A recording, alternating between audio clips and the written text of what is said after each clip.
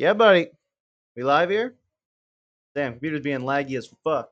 Doesn't matter though. What's good, people? Pete from PFM Fit here. Episode 14 of the GYMCAST. Also got my buddy Jake here. Hey, what's up, YouTube? What's up, Twitch? How y'all doing tonight? Tonight, and then pretty big chest day. Here with Pete. Looks like Pete's gonna be going for a 245 5x5. I'm gonna go for probably sorry, not 5x5, just for 5 reps. I don't think he's going for 5x5, but probably gonna be going for a 185 for 5 reps as well. Maybe 190, maybe 195 if feeling really strong today. We'll see. But yeah, how y'all doing? Perfect. Alright. Yep, it's Monday, people. Chest day. Most people's chest days are on Mondays. Or if you're like me, you're benching 3 days a week, so every day's fucking bench day, almost every day.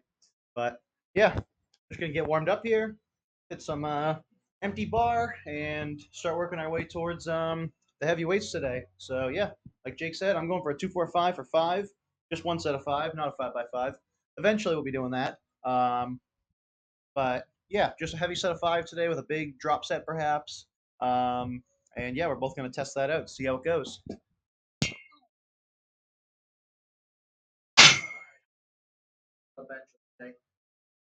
First set of bench of the day. That's my first time flat benching my normal grip for a week, but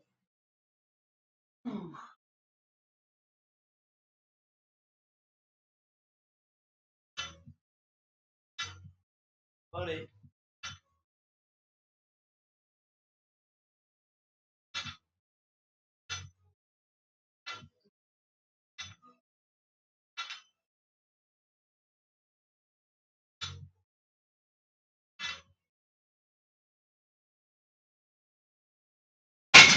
Easy 30. Oh yeah, that felt great. All right, yeah. Think about the jumps in my head. Probably go 95 pounds, 135, 165.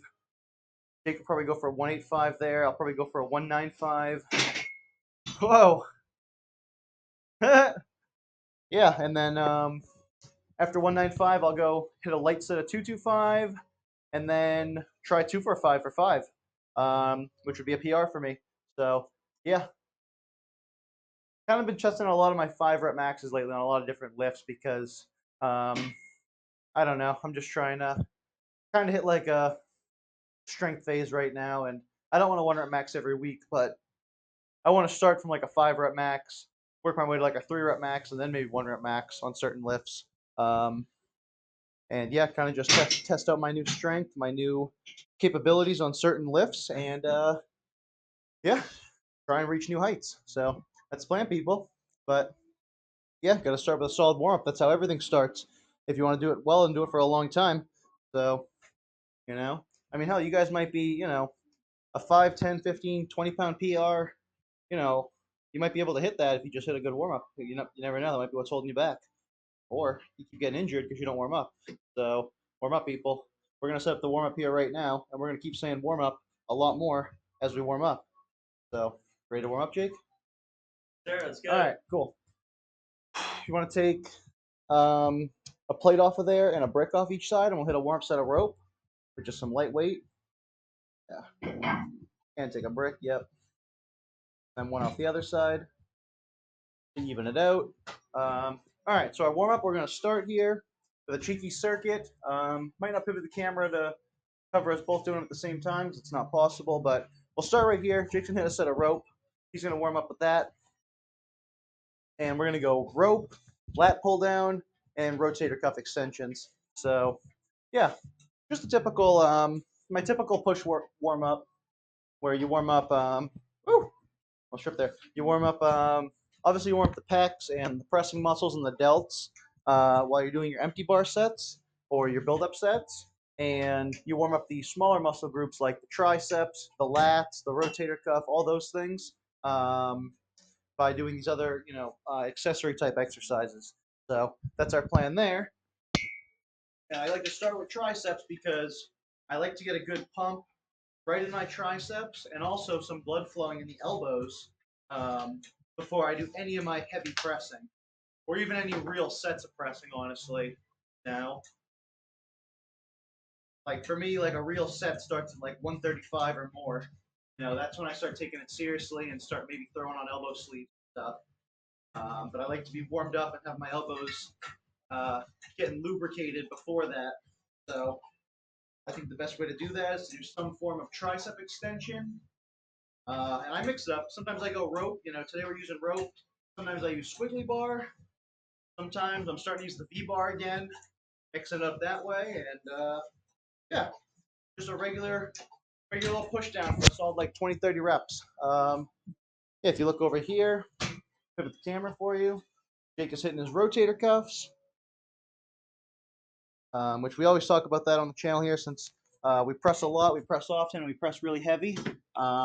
We talk about how important it is to train and strengthen your rotator cuff to prevent it from being injured or reduce the chances of it being injured because it is, the part of your shoulder that is not only most likely the weakest point, but also the most fragile, and also the area of the shoulder that controls the most movement in the shoulder, which is what makes it super important for doing all of your pressing, all of your pulling, pretty much all of your upper body movements where you have to use your arms, which is almost all of them. So you need your rotator cuffs to be healthy, otherwise you're honestly going to hinder your upper body potential by a significant margin. So yeah, I'm going to set a lat pull down here though. Then I'm going to hit my rotator cuffs, and then we'll keep going. So this is the first warm up circuit, and yeah, don't be afraid to hog between 3 different machines in your gym if you go to a public gym. Um, I don't have that problem. I'm enjoying the comfort of my home gym, but I wouldn't care if I was in a public gym anyways. So nobody's gonna steal my gains.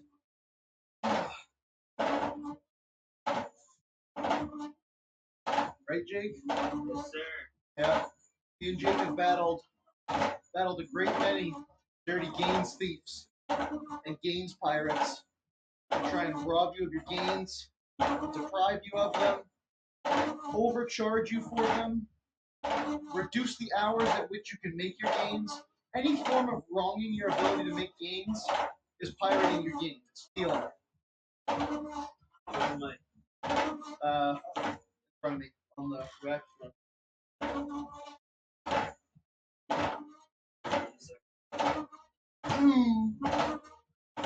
Oh yeah, we're going with the ultra wide lat pull down today too, people. This feels fucking good.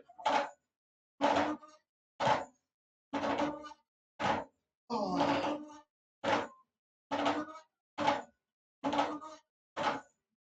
I need more weight for the warm up set, honestly. It's a little light. Honestly. I'm barely getting the pump I need. I have to go up a little bit. Yeah, what do you want to say? Or do you want to hit the warm up set first? My warm set. Alright. Yeah, like I'm saying, people, a dirty gains thief is, it could be anything. It could be, the guy at your gym who hogs the rack for too long. The guy curling in the squat rack. Um, the guy using 8 pairs of dumbbells to do drop sets. The fucking guy who's using all the fixed barbells to do drop sets. The freaking the girls hogging all the fucking leg machines. All those people are dirty gains thieves to you, and they're stopping you from making gains. Don't allow it. Same thing. The worst gains thieves there are, though, the worst offenders to this, and they know it. It's the gym people, the staff, the people who work there, the managers, the corporate gym offices. Those are the real gains pirates.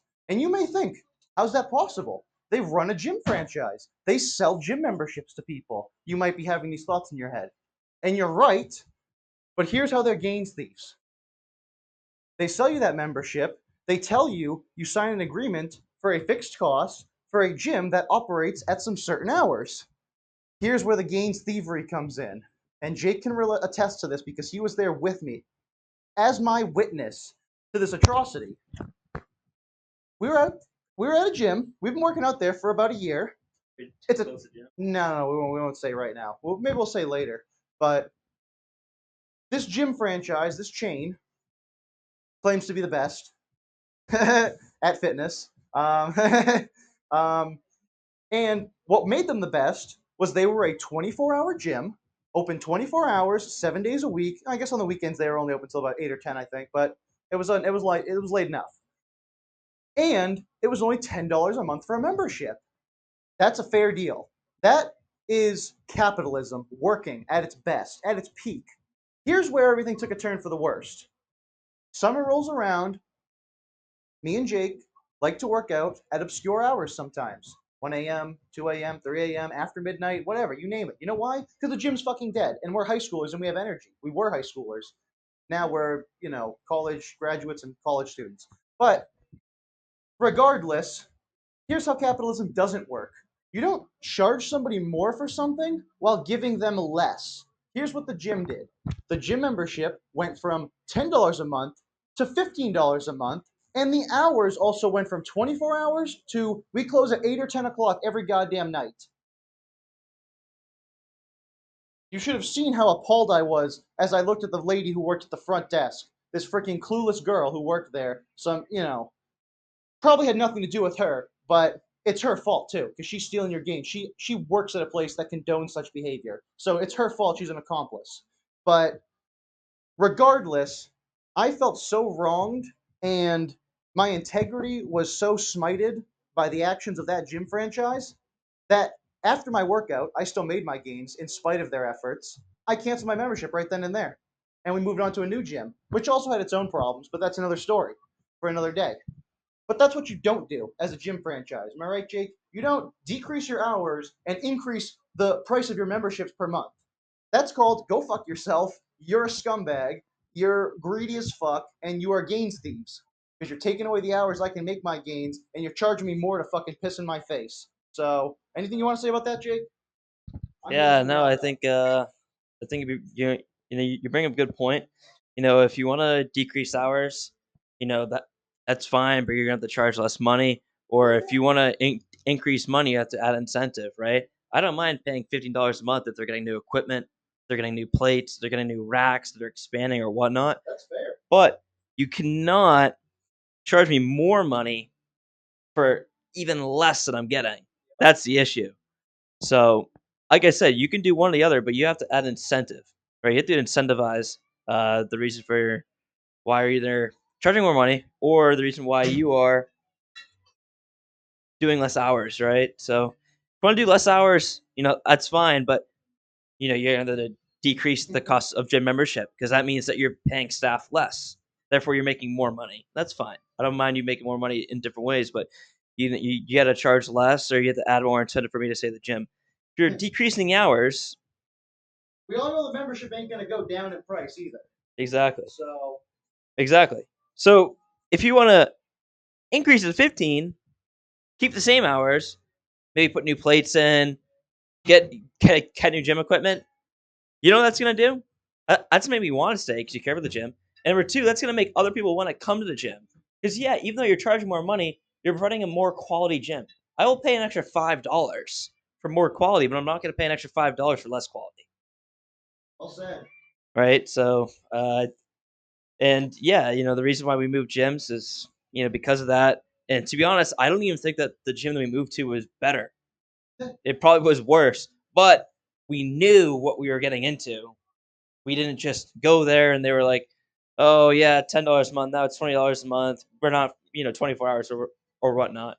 That's fine because we signed up knowing that happened. But they had their own problems, with Yeah, membership cancellation. they did have some pretty nice equipment though, some cool machines. They did, but just like every gym, it's always a pain in the ass to cancel. And it's you want to cancel? You've only been here for 6 months, even though you've been there for 2 years. Well, you have to wait 6 months to cancel because if you cancel now, we're gonna have to charge you an extra $200 for a cancellation fee. Why? Cancellation Yeah. fee. I love the cancellation So fee. you're telling me it cost me $10 a month, $120, but for me to cancel, it's gonna cost me more money to cancel a gym membership than to stay at your shitty gym because you know that I don't want to stay there. Greedy assholes. It's extremely greedy by them, but you know, they get away with it because at the end of the day, they're doing a good thing, right? They're opening a gym, they're giving you gain, so they can get away with doing shady shit. Which is why our main advocation on this channel here, on this live stream, is for home gyms. Jake has a home gym. I have a home gym. We have made more gains in our home gyms than any commercial gym has ever afforded us with all the machines and all the lavish equipment you could ever hope for. And we don't have to deal with any of the bullshit of those commercial gyms. So it's fucking sick. Just start with the pull-up bar. Yeah, talk about what your home gym is, Jake. It's very minimalist, but you still make it work. Very, very minimalist. It's just you get some matting. Just like Pete here is on the ground. I'm sure you can see in the corner of the stream. You got that. You got a bench set up. You got 2 stands. You got some weights, some plates. I mean, and barbell and some dumbbells. That's it. Pretty plain and simple. But if you're just starting off, all you really need is a pull up bar, maybe some dumbbells, and that can get you through a lot. And then from there, get a bench. Maybe get some stands, some plates, and some weights. But that's really all you need to really get a really good workout in. But like honestly, like you could do body weight exercises for a lot of it. So if you are just starting out, I would recommend getting just a pull up bar for now. Because honestly, if you're just starting out and you're working out, body weight exercises are probably the best thing that you can do to make the most amount of gains possible. And even if you can't do many pull ups, start doing one, right? Well, one, two in sets of one, sets of two, sets of three, right? It's about progressive overload over time. That's the main goal. And step number 2 is just eat food and just make sure you're really getting your protein in. I guarantee you, 90% of the people that you're in high school, you're under eating. Probably. You're probably my height, probably weigh like 130, and you're under eating. You wonder why you can't grow muscle. You're just not eating enough food. Plain and simple, you got to get more food down, whether it's protein, whether it's even dirty bulking. For a lot of people that are in high school, you're younger. If you can't get the food in, dirty bulk. That'll expand your stomach, allow you to eat more food, allow you to get more calories, more protein in. Dirty bulk for a little bit. You advocating the dirty bulk? I'm advocating the dirty bulk for the people that are underweight. If you are extremely underweight and you can't gain weight without eating like I'll do that because I'll be the first to admit, if you're trying to gain muscle mass, if you're trying to not even gain muscle mass, but just gain mass in general by just eating chicken broccoli rice, you're gonna eat a shit ton of chicken broccoli rice, and for the average underweight human, that's gonna be way too much food, and that's fine. So I advocate a little bit of dirty bulk. Eat your protein, eat good while you're eating your dirty bulk, but if you're trying to gain mass as well, it's okay to dirty bulk as well. And I would recommend something, at the end of the night, get make a big protein shake. Add some protein, some milk in there, whatever you're gonna do. Whatever kind of milk you want, whatever kind of protein, throw it in. Throw in some Oreos. Throw in a banana. Throw in some bullshit. Throw in some fucking ice cream. It really doesn't matter. Just make it taste good. Have it be 1,000 calories. Sip when you go to bed. Extra 1,000 calories at the end of the day. Easy to get down. Not hard. You'll feel full after, and you feel great. I can talk about the transverse of that in 1 second. Yeah, I mean, I'd say make gains. A lot of gains are. You got to go to the gym to make gains, but you have to solidify those gains by eating enough food as well. Fair enough. That's a great point, Jake. And although me and Jake both started as skinny, underweight people who did have to dirty bulk to be able to clean bulk, I agree with everything he just said because, I mean, although it almost sounded weird coming out because he's advocating a dirty bulk, I do agree because we did that exact same thing because there was just no way we could have conceivably eaten enough, plain chicken breast and lean 90-10 ground beef and bison, and ground turkey and fucking canned tuna to do a clean bulk to get to the numbers and the body weight we were at. Even though at that body weight we looked like shit, felt like shit, couldn't go up a flight of stairs without breathing like shit. Sucked.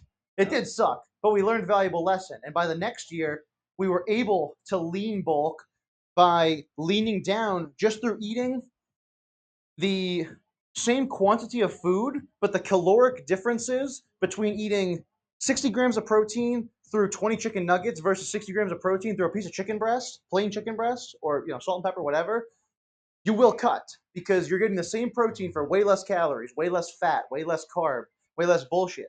But here's how I would argue what he said about just needing the pull-up bar, the bodyweight exercises, and that can work for a lot of people. But let's say you're on the other end of the spectrum where you're starting off overweight and a little heavier than you want to be. And bodyweight exercises are very hard for you because I'm a little bit of a bigger guy and I'm bigger in from the waist fucking down, meaning my legs are heavy as fuck, and I always had scrawny noodle arms. So it took me a lot of dirty bulking in the upper body to get the strength I have now, but I still suck at pull-ups. I still suck at bodyweight exercise. I can probably only do like a good 20, 30 push-ups maybe, and I don't train push-ups. So if you can't do those exercises very well, this is where I recommend the barbell and plates as your first option for a home gym because although you can't do a pull up and you can't push up your whole body weight or pull up your whole body weight, I guarantee you can bench press a 45-pound bar and you can barbell row a 45-pound bar. It's not your whole body weight, whatever you weigh, whatever, challenging weight you may have. But that's what also is good about the barbell or a pair of dumbbells per se, because you can work your way up. Because when I first started bench pressing people, I was bench pressing the bar with 5 pounders on each side. That is 55 pounds. And that was almost like a 1 rep max for me when I was like 15 in high school. So I started from the goddamn bottom to the point where I almost couldn't even bench the bar. You know what I mean? But most of you probably can at least bench the bar. If not, you get a lighter bar to start with. And that's the point is bodyweight exercises are great if you can do them. And it's a very minimal amount of equipment, so you don't need much space or equipment or anything to do it, which is great too. But if that's not you, who's Mr. Pull-ups and spider monkey and all that crazy stuff, which is me, and you're more grounded to earth and gravity holds you down a little more, I would probably recommend the barbell and some barbell stands. You can squat, bench, deadlift. You can do barbell work. Get a bench as well. Um, and yeah, I mean, I think that's another way to do it based on your circumstances. King Nick, what's up? What's good, bro? You got a green name tag today. That's pretty cool. You change that on purpose every day? Or is that different when you come into the chat? Just randomly. I feel like you're changing your color every day, purposely. But yeah, guy pops on Twitch a lot. He does his own streams too. Pretty OG follower. But yeah. All right, you want to throw a little weight on Jake? 95 pounds on each side? Or 25 on each side? All right. Yep, we're warming up here. We're just throwing a 25 pounder on each side. Oh, nothing too heavy, nothing too major. What? Yeah. Yeah, dude, plate math is all I know. Clip right there. All right, yeah, let's clip her up. All right, yeah, you know a set of this, Jake. Probably ready to go, right? All right, Jake will hit his set here. We'll keep the workout flowing and going.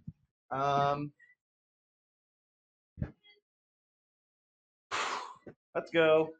Come on. Yeah, this is a lightweight set, people. I don't even count this set when I calculate how many sets I've done for the day. I only start counting the sets after 135. So even though they're build-up sets, I mean some people don't even count their build-up sets. If they're hitting a 5x5, they'll just hit the work-up sets to work up to it, but they don't even count them. They just use it as a jumping weight. It's not even um, a working set for them, which I would count mine as working sets because I'll do like 10 or 15 reps and get a good pump in on like 135 and 165. And I kind of count it as a working set. But I like warming up that way to my heavier weights, even though it takes a little energy out of you. But that's some efficient looking benching right there, Jake.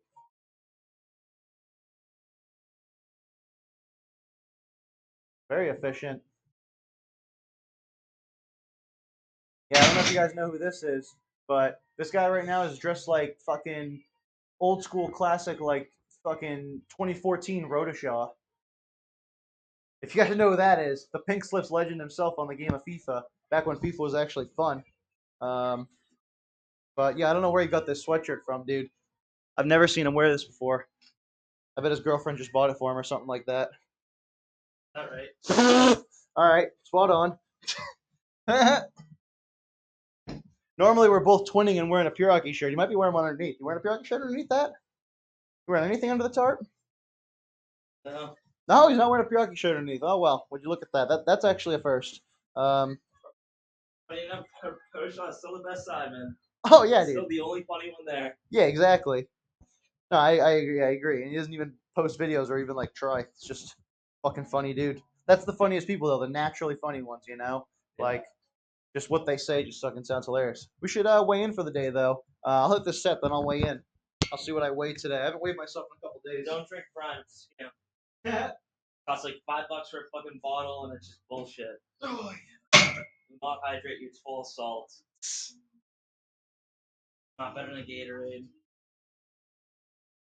I think it's too strong. Like the flavor is like picture you like melted like a Jolly Rancher into a bottle, into a liquid form. That's what Prime tastes like. It's just like a kid's candy drink. Drink water.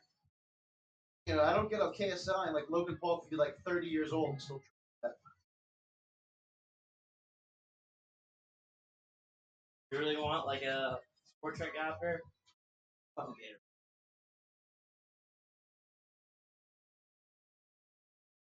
Ain't nothing fucking on. Feels like all this. You should work out. It's alright if you drink. It's not gonna fucking kill. Dude, I almost need to drink a Gatorade some days Yeah. after the workouts because I think it's like a lactic acid buildup. Like, do you have arm days in your split? No, I just isolations. Like a push pull kind of thing,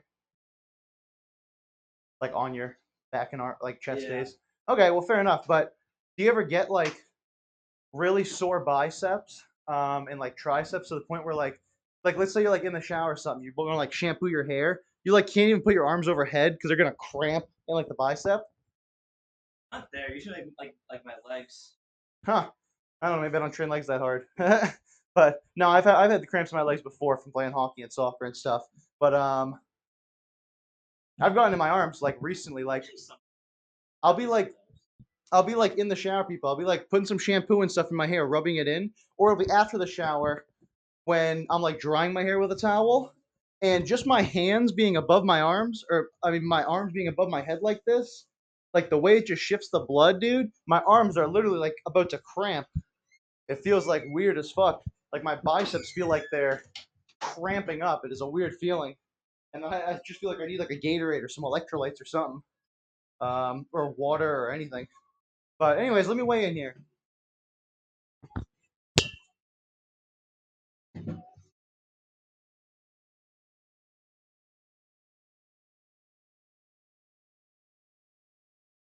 Ooh, interesting. All right, either I did a mini cut or I'm severely dehydrated because I weigh about 212.9, nearly 213 pounds. Last workout, I think I was like freaking. I think I weighed like I don't know, like 216 or 217.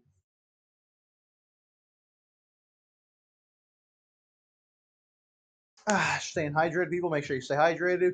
Keep drinking your water. Probably should be drinking at least 8 bottles a day or more.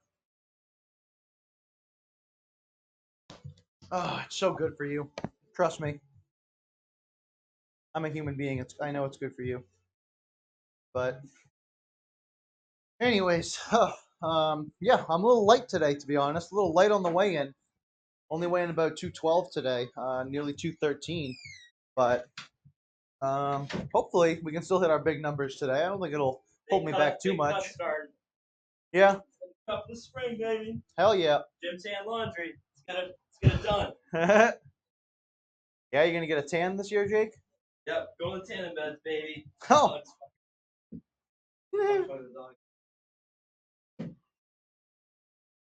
Yeah, that's a joke from Jake because he is probably the whitest human being on planet Earth, and he's not albino. He's just Scottish. Yeah, you ever go to the UK, you probably see a lot of people like me. Yep. White ass motherfuckers.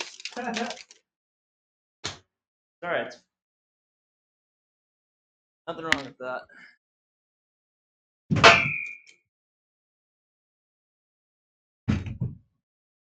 All right. Let's throw on 135 pounds. How about that? I'm good. I got a couple other things to talk about too. I'd like your perspective on you. Secret pre-formula in the description to be disclosed. TBD. Sometime eventually. Now, the only way they'll know our formula is if they're buying a bottle or buying a tub of it. But all right, loading up 135 pounds here, people. Let me repivot the camera back to the rack. Buddy, weigh in 169. Jake's weighing 169 pounds today. That's fucking hilarious. Cut down for the spring, baby. Hell yeah, big spring cut. But yeah, Jake. So Jake has always drank his pre a lot faster than me. He always finishes it before me, and he even went through a dry scooping phase that he got me to do a couple times, which I really didn't like. So I don't do it. But yeah, I'd like to know if he has any reasoning behind why he sips the pre so fast and what he thinks that does for him. So what do you think about that, Jake? Why do you sip the pre-workout so fast instead of slow burning it until you're top set, like me? It's a fan Debbie Dozy question. Let me answer that. Reasoning is this is top secret. So wherever you hear this from, his name is not Jake. NDA, IP agreement. You cannot let this out. So once you hear this stays Secret safe. No one watching my. it stays within this room. Let me tell you. The reasoning's simple. Let me hit you with something. Once you drink your pre-workout, it takes about 30 minutes to digest and actually hit the system. Case closed. Oh. Because things like caffeine, beta-alanine, all those drugs you take in the pre-workout, I don't even want to call them drugs. Call them nutrition facts. The nutrition facts label, the supplements that you take about 30 minutes to actually activate, right? So thing is, right, when you just start taking your pre, you don't feel it, right? Some people do. But again, it depends on how fast the body digests. Everyone's biology is different. Some people can digest things faster. Some people can digest things slower. It all depends on how you digest things, right? Some people, caffeine, it takes slower to react, takes longer, whatever. For me, it takes about like 5-10 minutes, honestly. So I like to feel it. And for me, it lasts about like an hour, hour and a half. Yeah, I just like to drink it quick. Just because I don't know. I see a lot of people do both. Well, no, a lot of people do one of three things. They either, well, four things. They either don't take a pre-workout. No pre. They take a pre-workout slowly. Sipping it. They take their pre-workout on the way to their gym, and they finish it like right before they go in. Chugging it, and let me guess the last one. Dry scoop. Dry scooping it. Yeah, buddy. So the worst way to consume pre-workout possible. Well, you know why? You know why it's the worst way? Because pre-workout is a powder that is activated by water. You dumbass. So fucking put it in some water first and chug it like a shot at least. Dry scooping is for morons. I will die on that hill too. I will die on that hill. yeah, I mean, if you drink water after you dry scoop, if you drink plenty of water after, it's probably fine. But I wouldn't just dry scoop it and not drink water. So if you drink water before, you dry scoop, you drink water after. Like, I would say it's good if you buy a shit pre-workout and you don't really want to taste the flavor that much. Then it might be a good idea for you just to scoop, put some water in your mouth, down it, gone. That's a case where I can see it. Or if it's unflavored, then yeah, you might just want to, and you don't have flavoring, you might just want to swig it down. That's fine. I don't really think that there's an issue with it. I think the issue with it is that you can create an issue with it by not drinking water. So if you drink water, it's fine. But if you don't drink water, it's probably not great. So Jake likes to sit on a fence. I like to be controversial and make my stand, but that's besides the point. Here's I mean, you can dry scoop. You can dry scoop. well, and there's also liquid inside your body. There's also liquid inside your body. Glycine. Yeah, because it tastes like sugar. It's like And no one knows what glycine is except for us. We're the only people who know what glycine powder is. You're not gonna want that. You're not gonna want to taste like sugar water. I might. I don't know. I never tried it. I've only ever dry scooped it. But I don't know. I just like. But I put water right in my mouth right after. I don't just swallow it dry. No, I know. But you taste a little. So here's what I think the gist of Jake's method is. His sounds very scientific because he's talking about the digestion, the time frames, and the metabolisms and all that stuff. For me, it's more holistic and spiritualistic, my connection with the pre-workout, because I'm sure there's some science to it, because as I sip the pre-workout from the start of the workout, throughout my warm-up, and throughout my workup sets, I am digesting the pre-workout, and it is getting in my system, like Jake says, as it takes the 30 minutes to digest, because we're not going to hit the crescendo of this workout, which is the top set, probably for about a good another 40 minutes to an hour or so. It's going to take a while to get to that top set. But the point is that gives me time to digest about half the pre-workout, whereas I don't know what Jake's thoughts are on this, but I think we'll ask him. I think that pre-workouts typically have a very strong flavor, whether it's a good strong or a bad tasting flavor or not. They're usually very strong to the point where they make your mouth water, they make your tongue tingle, and it just is a party in your mouth. And the point is when I swallow the pre-workout, I take my custom secret formula that only me and Jake know. I take that formula, I sip it, the flavor hits my tongue, that party happens in my mouth, the pre-workout that is pre-digested in my system reignites, like the flame just hit the fuse in my body, and I get this whole rush of energy throughout my whole body, and it's this like feral psychological connection with the pre-workout that I've developed, and you can't just instantly do this. This takes years.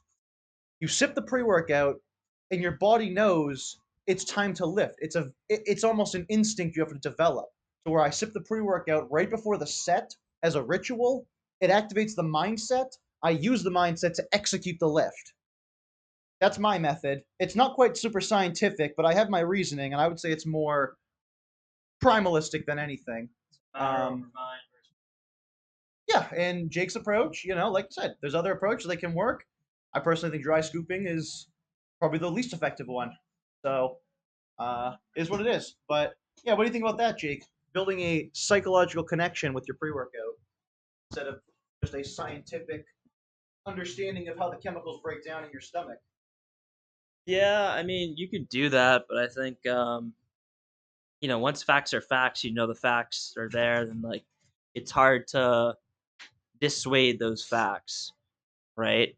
So if you build something without knowing the scientific fact and you build it differently off of what that fact is, then it might work that way for you. However,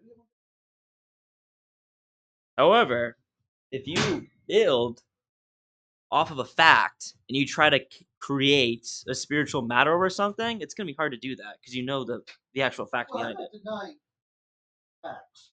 I'm just saying what my feeling is with the ingredients in the fruit. And it may be a placebo effect on it. Yeah, I'd say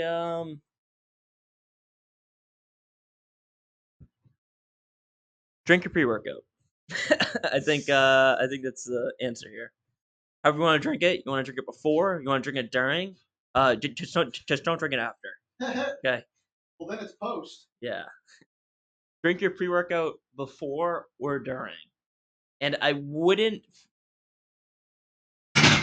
don't finish your pre-workout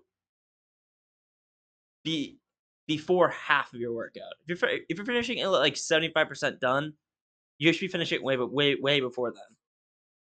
You should finish it in like the first quarter or before, is my opinion. Fair enough.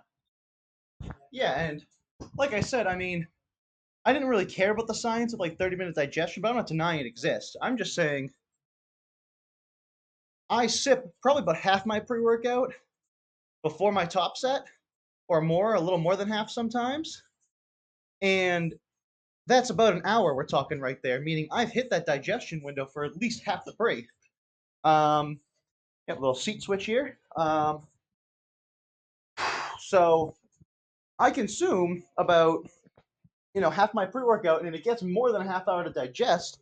So I hit that digestion period, but what's different with me is, and this could honestly just be placebo effect. I'm not saying this will happen to you if you take my pre-workout or when I start a friggin' company for that at some point, me and Jake here. Um, but I am saying, whew, sorry, catch my breath after that set. 15 reps on bench is cardio. So, come on, Jake. Oh wow, we're not even clipped up over here. Yeah, keep it steady. We ain't clipped. No, I know you're fine. You probably don't train with clips ever. Whew. But yeah, okay. What I was saying is basically it may just be a placebo effect that I personally have developed here, but I don't know. For me, just when the flavor hits my tongue in the pre-workout, before my heaviest sets, it's like an ammonia salt, like a smelling salt for me. You just take that whiff, it wakes you up, it's shakes your head out, you go crazy. That's literally, and I don't know if it is, it probably is just a placebo effect because it's not scientifically giving my body enough time to actually absorb the sip I just took, you know, but it works, It activates the mindset. And honestly, mindset is something people probably don't understand enough in the gym. They understand, executing a rep. They understand what the exercise does. They understand the muscle it hits, and they understand the scheme of, okay, I have to do this set 4 times. I have to do 12 reps 4 times. That's a rep and set scheme. They understand the basic science there. But yeah, just one sec. They don't understand the mindset part, which is preparing your mind mentally to execute that rep, preparing your mind muscle connection to connect with whatever muscle you're targeting on an exercise. So it's not just about the scientific method and the numbers involved in the gym. It is also about you being present there mentally with the gym and being ready to do what you're about to do and lift heavy weights. So, what do you want to say, Jake? Yeah. Yeah, I would say, more important than this conversation, as well as, drink before, during the workout, and don't finish it after like 25 to 30% of your workout. I would say if it's your first time drinking pre-workout, start with half a scoop, even a quarter scoop. That's a good point. You probably don't need the full scoop because if you start off and you don't drink any caffeine and you're just a little teenager and you drink 250 milligrams of caffeine, C4, whatever you're drinking, you definitely don't need that much caffeine your first time drinking caffeine. Let me tell you, 50 milligrams of caffeine will get you off the wall if you're a fucking teenager. So I would say drink less than last time on your first scoop of pre-workout. That's for sure. Start with half a scoop, quarter scoop. That is all you need to get by your first workout. And guess what? If it's not enough, add more. If it's maybe too much, then do less. Simple as that. Although I don't think a quarter scoop or half a scoop can really do that much to you. But yeah, I would say, and also look into stim free too. If you don't like caffeine, if you like caffeine, whatever, do stim. If you don't like caffeine, do stim free. It's there, it's available. Find out. Yep. Don't want to give away too much, too much. Yep. Info, Also, it is but just stay with it's also not a good idea to take pre-workout on an empty stomach either, because you don't want all those freaking supplements interacting with your stomach acid alone with no food to absorb into. all been there, You done know that. exactly. So basically, yeah, unless you want to have a high heart rate, heart palpitations, and a stomach ache that will probably make you vomit, don't abuse pre-workout. Don't take too much your first time. Don't take it on an empty stomach. And you can also probably read all these things on the back of the pre-workout in fine print if you needed us to explain this to you anyways, though. But regardless, just throwing a little PSA out there. But yeah, 165, Jake. Big set here. Big set. Big light little jump. Yeah, bro, you looked into getting any Evolution Athletic sleeves? I I would recommend it, man. I really would. Like I think my life has been a lot better since I've gotten those sleeves because I hit a 275-pound PR on Christmas, and I've just hit PRs every week since on every pressing movement I can hit. And it's not just the sleeves, but it's like think of it from this point of view. There's the people who in the fitness community who claim they don't lift with a belt ever because they think you're losing ab stability gains. But look at it from this point of view. If you wear a belt, give your core something to brace against, and that belt also allows you to lift, 20% more weight. You are now building bigger, stronger muscles anyways. The beltless part doesn't matter because you're going to be weaker without a belt. If you get these elbow sleeves and they allow you to lift, 10, 20% more weight on your pressing movements, you will build bigger muscles. You will get stronger to go with the sleeves. The sleeves will make you stronger. Yeah, I mean, It's actually crazy. yeah, man. Like what you're describing is tools, right? At the end of the day, Fair enough. we live in an and world. You want to deadlift with and without a belt, right? So if you're hitting a PR, maybe it's good to use a belt. If you're hitting lighter weights, maybe it's smarter to not use a belt, right? Get your back used to deadlift without a belt, because if you can't deadlift without a belt, you shouldn't deadlift with a belt. So before you start deadlifting, you want to learn how to deadlift without a belt before you deadlift with a belt, right? You want to learn these techniques, do them right without the equipment, and then once you can do it without the equipment, then you can use the equipment. But even still, I wouldn't always use your equipment, right? If you're starting on bench and it's just empty bar, you're doing your warm up sets, don't use gear. Don't use your elbow sleeves. Don't use your wrist wraps. You don't need them. Right? I see people at the gym that do that. I'm going, what the hell are you doing? Those are tools. Why? Because it's a mind thing. You're at a heavy set. Okay, now let's put on the elbow sleeves. The weight's gonna feel lighter. If you start off using them, they're not gonna help you at the end of the day. Because you don't know where you are strength wise without it and with it, right? Say for example, your max is 200 on bench. Okay, you put on elbow sleeves, maybe it's 210 now, right? But if you're just wearing elbow sleeves, you don't know your natural, max, without the equipment. So therefore, the equipment's good. It's very good. You want to use it if you can use it. Not on all occasions though. If you're deadlifting 135, you shouldn't be using a belt, right? If you're doing warm up sets, don't use a belt. Same with squats. If you're doing warm up sets, don't use a belt. Warm up sets, don't use belts. Top set, yeah, you can use equipment, but you don't need to use it all the time. The tool, you can use it efficiently, use it wisely. So let me ask you this then to follow up on that topic here, Jake. So, do you think you should have days in the gym where you don't use a belt at all? Or do you think it should be a balance of, you warm up gearless, no armor, no belt, no wrist straps, no sleeves. And as you get close to those heavy sets, that's when the gear comes in. That's when you start using your tools. You reach into your toolbox and start using those for the heavier work. And also for deadlift specifically, what weight do you add the belt after 135? So, I think your question might be a little bit subjective to each individual, right? So it was kind of like two questions in there. The question was the balance of when you should use a belt, and I think you create that balance, right? So maybe there's days where you want to use a belt, and you want to use a belt for the whole thing, except for warm ups. In my opinion, I wouldn't use a belt during warm ups. It doesn't make sense because, again, as Pete said with the pre workout, it's a mind thing. When you put that belt on, now the weight's less heavy. True. You don't want to be putting a belt on at 135, right? I It doesn't agree. make sense. Yep, Because you don't need it. right, because now there's no mental thing. Now it's, oh, okay, it's never gonna get easier. Yep.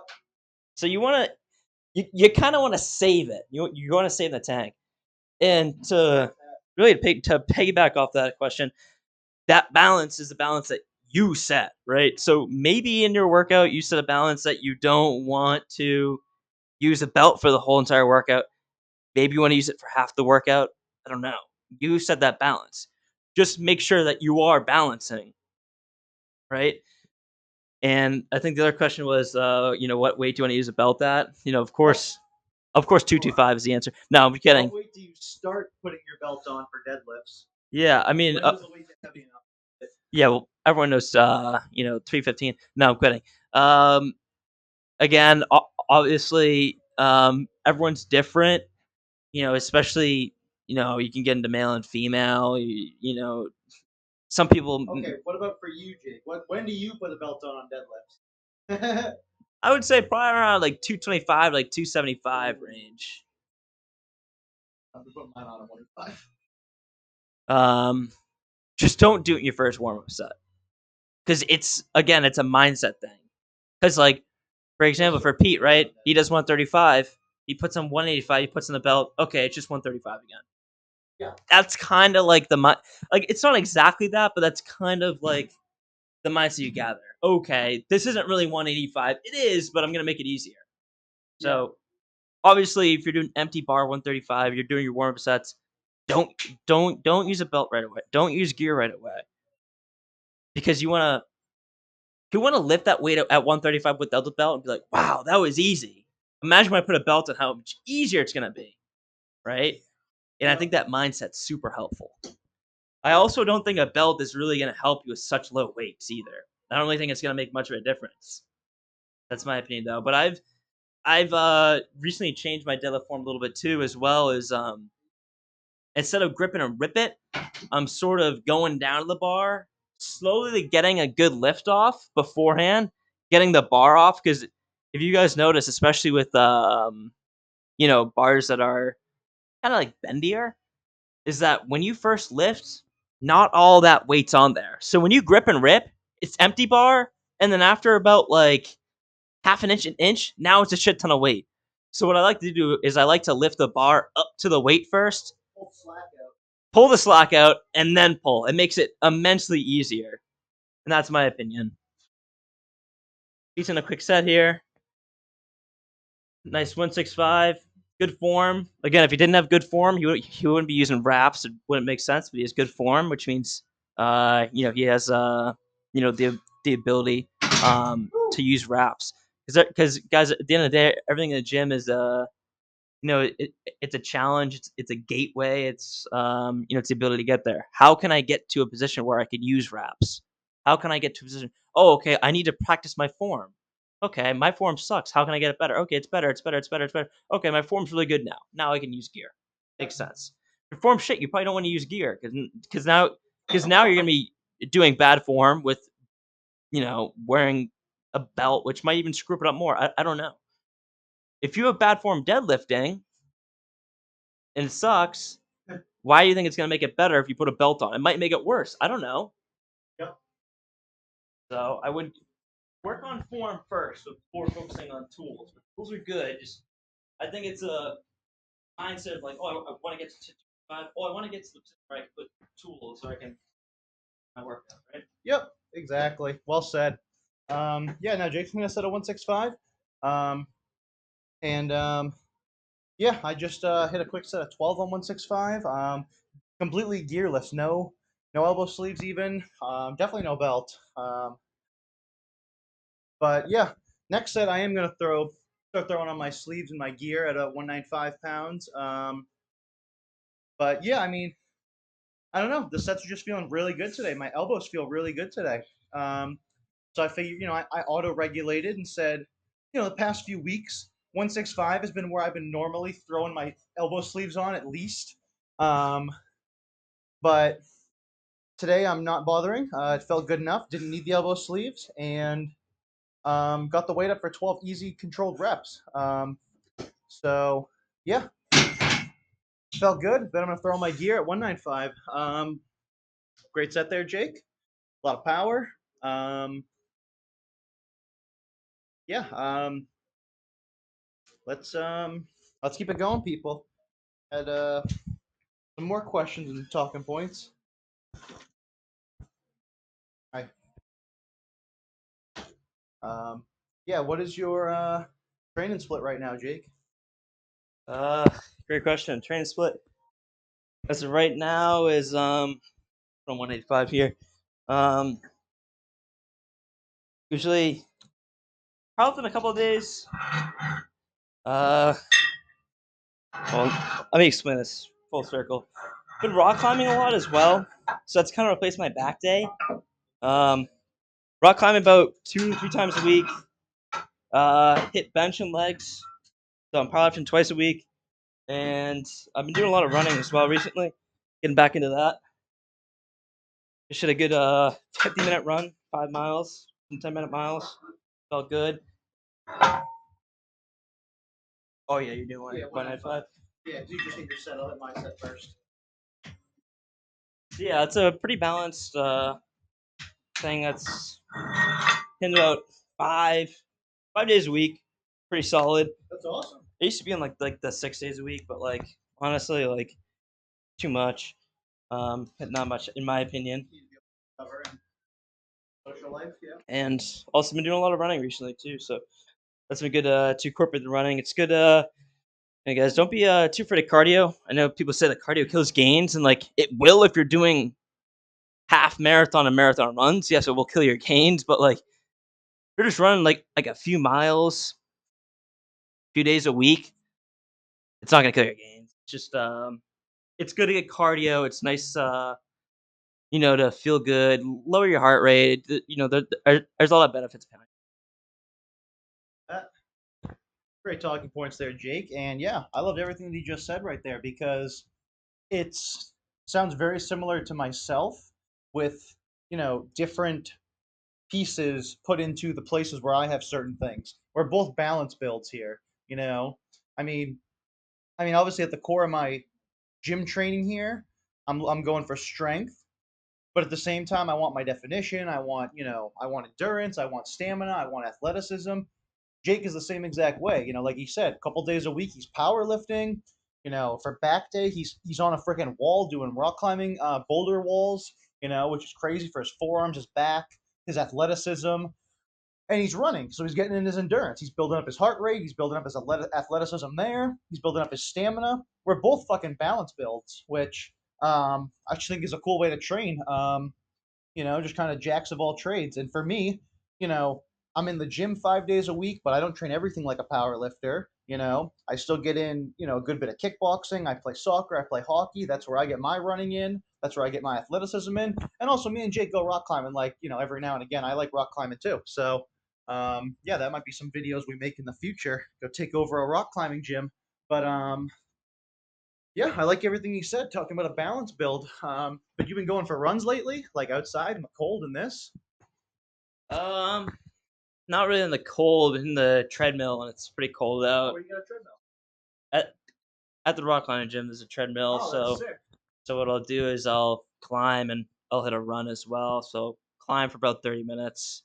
I know it's people be like, oh, it's too quick to climb, but at the end of the day, it's about getting in a good, efficient workout and then hitting a nice 30 minutes of cardio after. Um, you How know, hard do you do cardio? just go over 10-minute miles. Nothing creative. I'm just sort of burning calories. I'm burning about 450, 500 calories for Like half a free. meal. Exactly, and then Or a couple bags of chips. yeah, plus plus the rock climbing. Yeah. It's good. Plus, like people don't realize is that it's not so much about the active calories it burns because you're running. You're increasing your libido, your testosterone, all that, which is Athleticism. in turn going to increase your passive calories burnt as well. So that is another keynote thing to Yeah. realize. The same thing with working out as well is that it's going to burn passive calories, which is a lot more important than you think because every day you're going to burn more passive calories than active calories. You don't realize in your sleep, sitting down, all of it. You're going to sit down for a while. You're going to stand up for a while. You're going to whatever you're going to do. You're going to be not mobile all the time.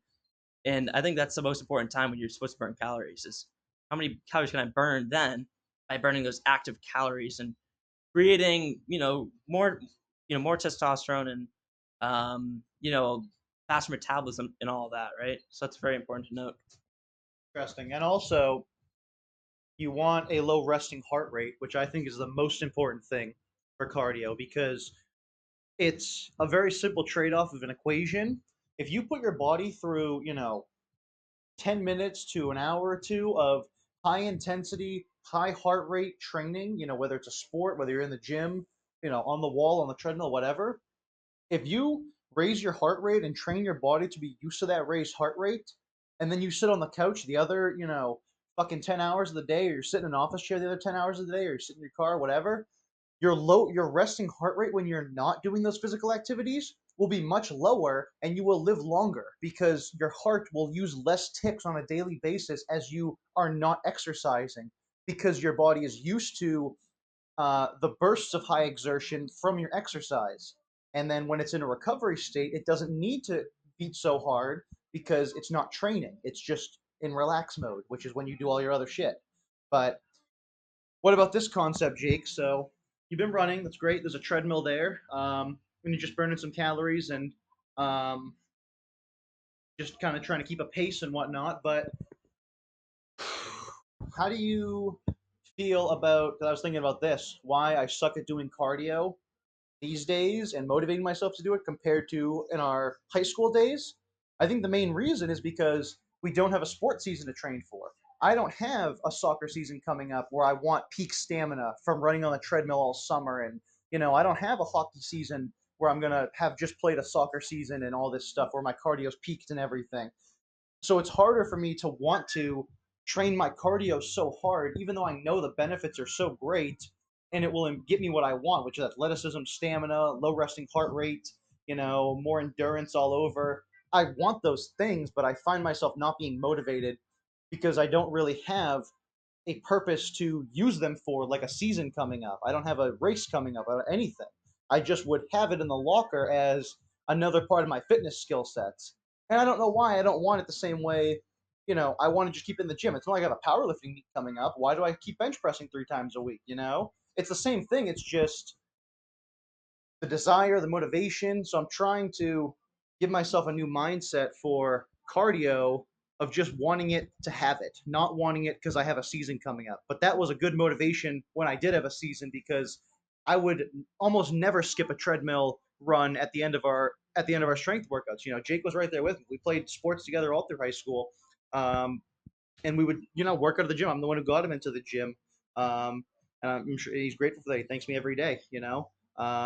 And you know he I mean, he'd make me. Sometimes I'd make him. We would get on the fucking treadmill after working out for like an hour and a half, 2 hours, hitting our muscles, and then we would run for fucking at least 10 to 30 minutes or so. And it's not just you know fucking jogging for 10 to 30 minutes. It's game speed for 10 to 30 minutes. It's soccer player pace for 10 to 30 minutes because we're trying to build game stamina. Whereas I'm just not as motivated to hit that now because I don't have that season. What do you feel about that, Jake? Because that's what I feel like holds me back from wanting the cardio as much because there is no goal to use it for like we had before. What do you think about that? I'm gonna Yeah, hit this no, set. I think that's great. It's a great point. It's not like I'm worried about having like cardiac arrest or anything right now. I'm only 23, but it's important to note.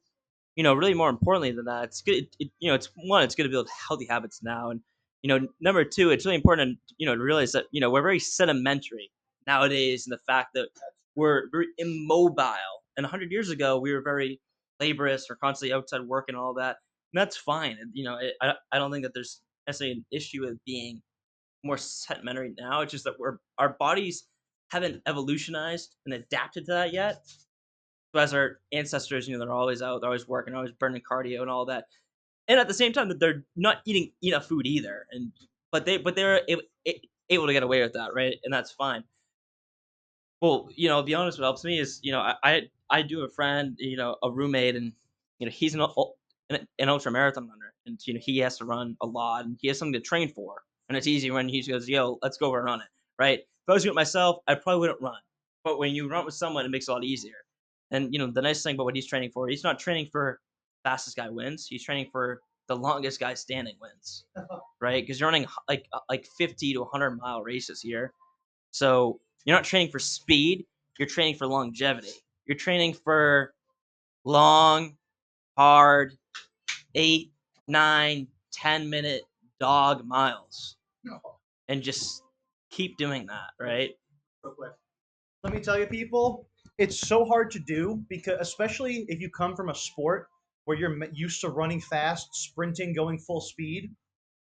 I can't I'm not good at these distance runs because I can't run slow enough to maintain pace without getting exhausted.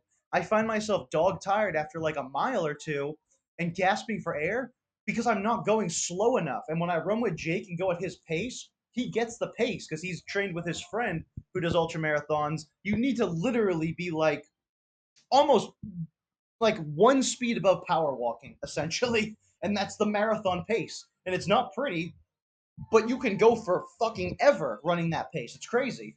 Yeah, I would say the hardest thing about it, it's not like the chest, it's not the lungs tightening, it's the legs hurting because you're on the pavement and you're just you know compared to trails, it's a lot easier on trails because it's very soft, it's nice ground to step on.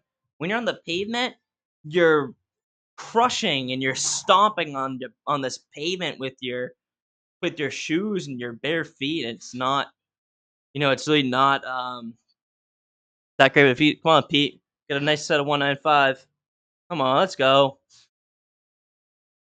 Yeah, buddy. That's 5. Come on. That's 8. Yeah, buddy. That's it. Then we'll do 225 for 5, and then 245 for 5.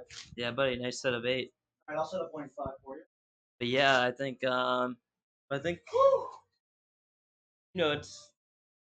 it's important to learn how to run slow. It's important to learn how to run fast because the way that he trains is that he does a lot of because it's a lot of uphill and downhill. You're doing a lot of slow uphill, and then on the downhill, you're learning how to cruise, pick up the pace.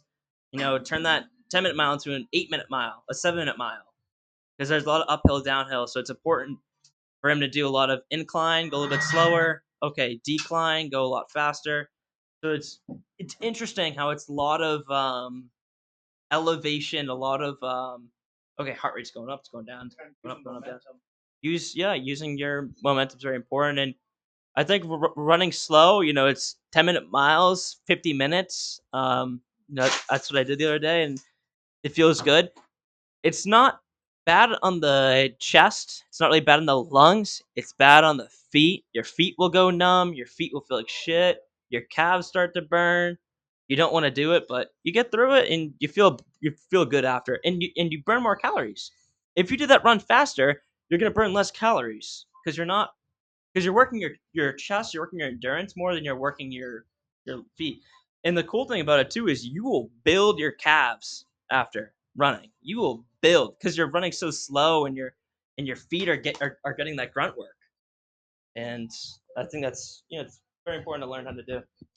Yeah, fair enough. That's a great Ow, hit my ankle there. That's a great segment on on distance running and just the balance of all the different arts of physical fitness. I mean, you have the strength realm, you have the aesthetics realm, you have the endurance realm, you have the explosiveness realm, you have the athletics realm.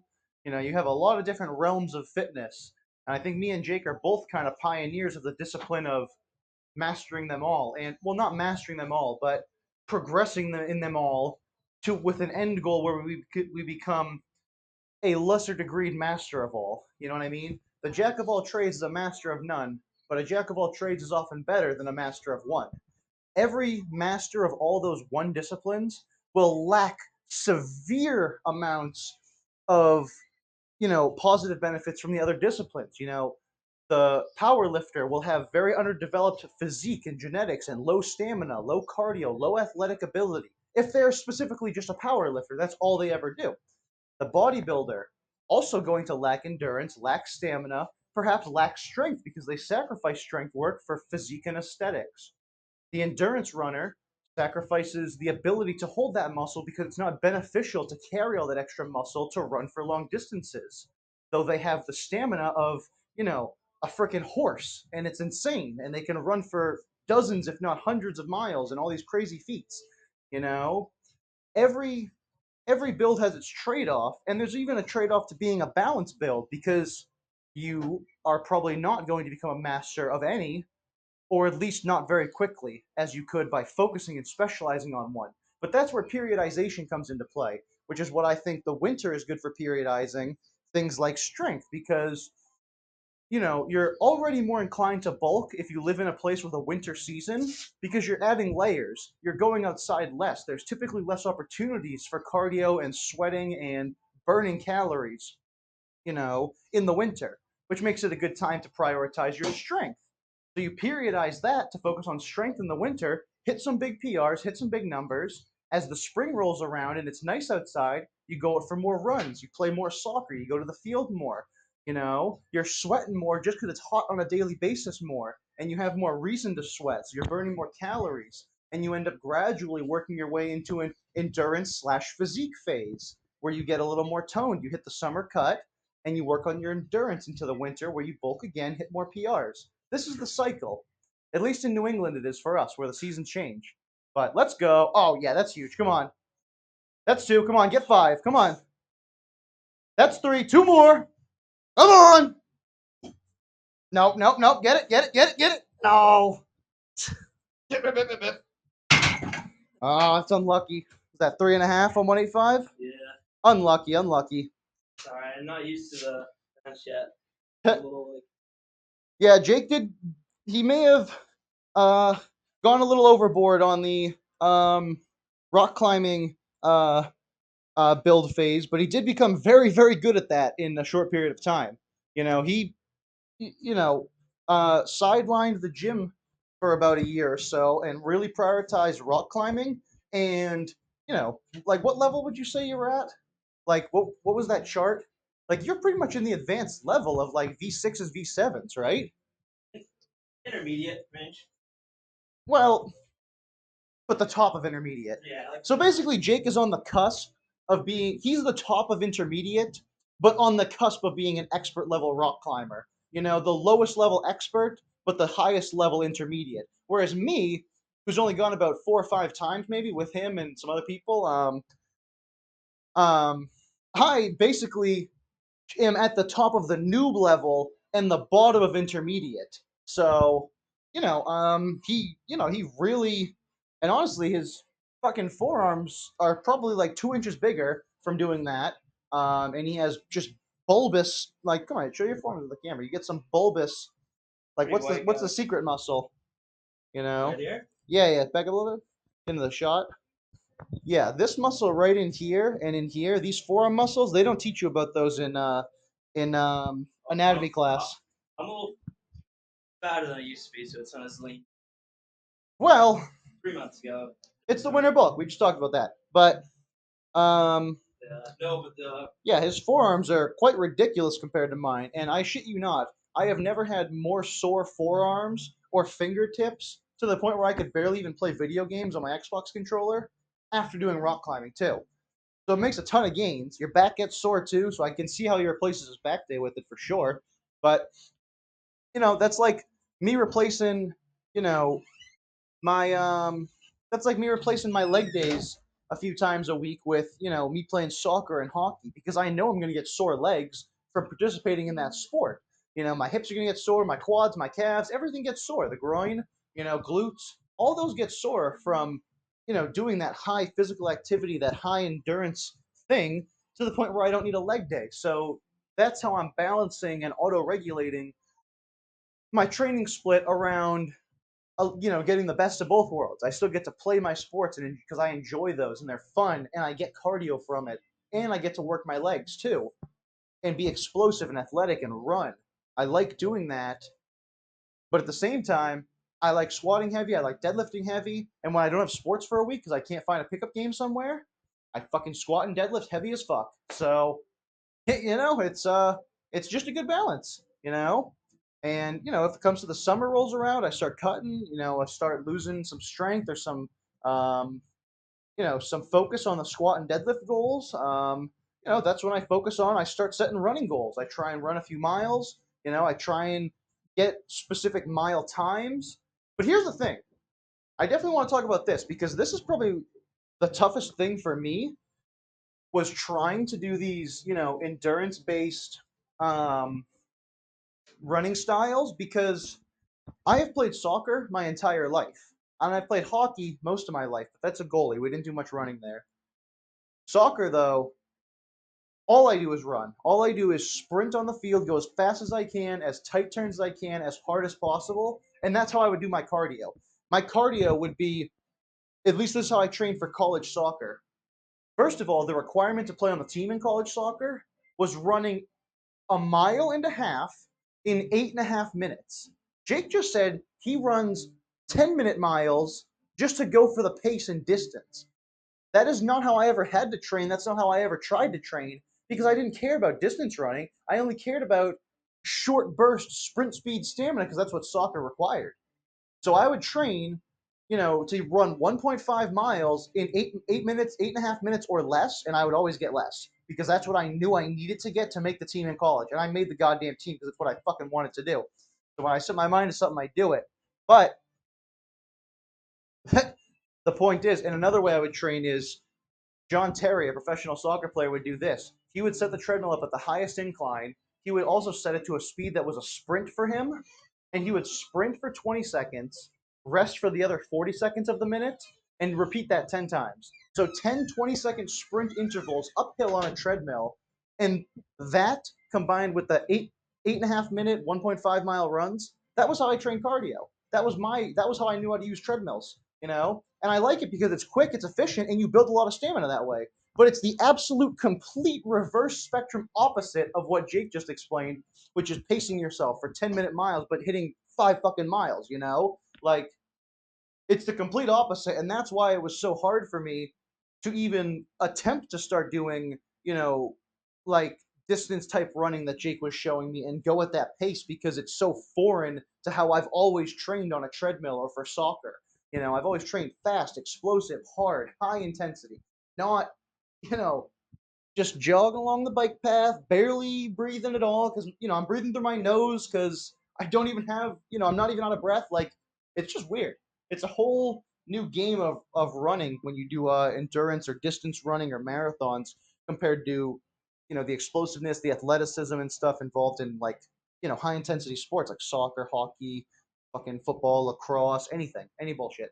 You know, so it was definitely a hard transition for me. Although I can see now how Jake definitely had a good segue into it with his, roommate being into that stuff. That's a good mentorship right there. And same thing for me. When I run with you and I go at your pace because you know the pace, we get way better runs. I could go for 10 miles with you, like no training at all because that pace just works. It's a fucking great pace. I mean, my legs would be sore as fuck, but I could do it. Whereas when I go on my own, dude, I went to the track a couple times on my own, and every mile or 2 miles or like 6 laps or so, I had to take a couple minute break. I just couldn't keep going because my pace was always stupid. I just couldn't go slow enough to be able to keep going. I would always go too fast and need a break. So Yeah, I would say you even got to the point of the 5 mile run where at the end I had to speed it up because like my feet are going numb, my legs hurt, and my chest doesn't hurt at all. So I'm like, or I'm gonna use more, more of my endurance here, more of my stamina. But yeah, I would say, the thing that I learned with him about running is that it's a big mental thing. It's a big mental barrier, and it's all about your mentality going into it and going out of it, right? So when you hurt and it hurts, like it only hurts for like a few minutes, and you keep running, and then you run through it, and then that stops hurting. Then you get like a good runner's high for a little bit, and something else hurts. You get through it, whatever. You keep going. It's all about mental, and like you really can run pretty much not forever, but you can run pretty much forever. It's all just a mental thing of when you want to stop or you don't want to stop. Because the problem with running is like it's not like it's working out where it's like when you're done, you're done. Like with running, like you don't really ever know you're done. When you're running and you stop, you probably could have went an extra minute. You just wanted to stop at the end of the day. But with lifting, it's different. When you can't lift it, you can't lift it. It's not like, oh, you could have tried a little bit harder. Oh, you could have. So it's pretty interesting, comparing the two, since like limitations of running are so much further than you think. Versus lifting, it's not. It's just clear cut, or it's not, right? Come on, big lift. 225 by 5. Who's that? Yuki. Yeah, Yuki, what's up, man? What's the advice? What do you need? Yeah, what do you need advice with? Yep. We are most educated on the topic of lifting, but I will offer the best advice I can with the most educated and informed information I have about any topic whatsoever. So, Yeah, To answer this question, just promise to share the stream to all your friends, your family, and everyone you know for this piece of advice. By the way, Only if it's good advice. but yeah, shoot us. Hit the set, 225 by 5, by the way. and I'll answer it after. Yeah, buddy. Someone asked me what kind of fucking underwear I wear. Officers a survey, but Is that a girl? I don't know. I can't tell. People just have their views. No, that's true. I think I've been Sometimes with a you lot of can people, tell. but I don't think a lot of them are girls. Yuki just followed. Thanks for the follow, brother or sister. Hell yeah. Belt up. Or whatever gender you prefer. Yeah, let's get it. Come on. Let's just not assume they call themselves. Which I've seen some hilarious names, and I call them by their hilarious names because it's funnier. You know. 100%, man. 100%.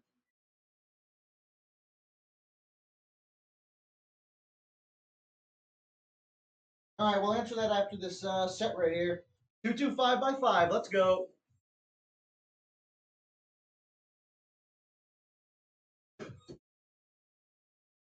Yeah, Chuki, in between this set, can you provide more context? The weight, the reps you were doing, your form, try and provide as much context as you can. Come on, let's hit it.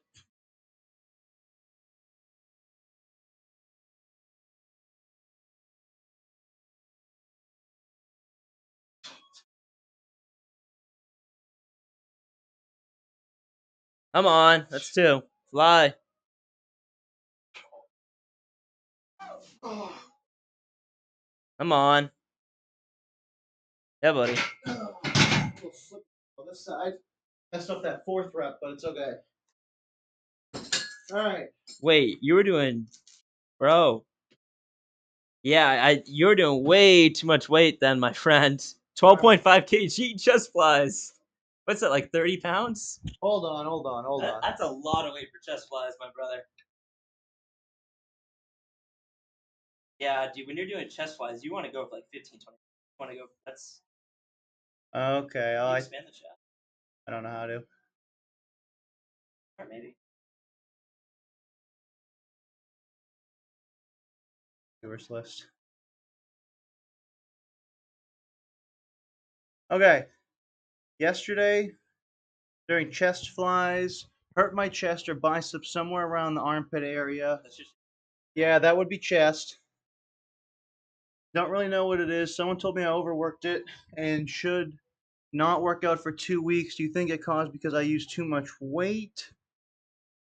Also, should I wait 2 weeks or longer? The weight was around 12.5 kg. It was fine, but after I was done with the set, felt kind of weird. Didn't feel anything during the set though. Do you think I strained my pec? Okay.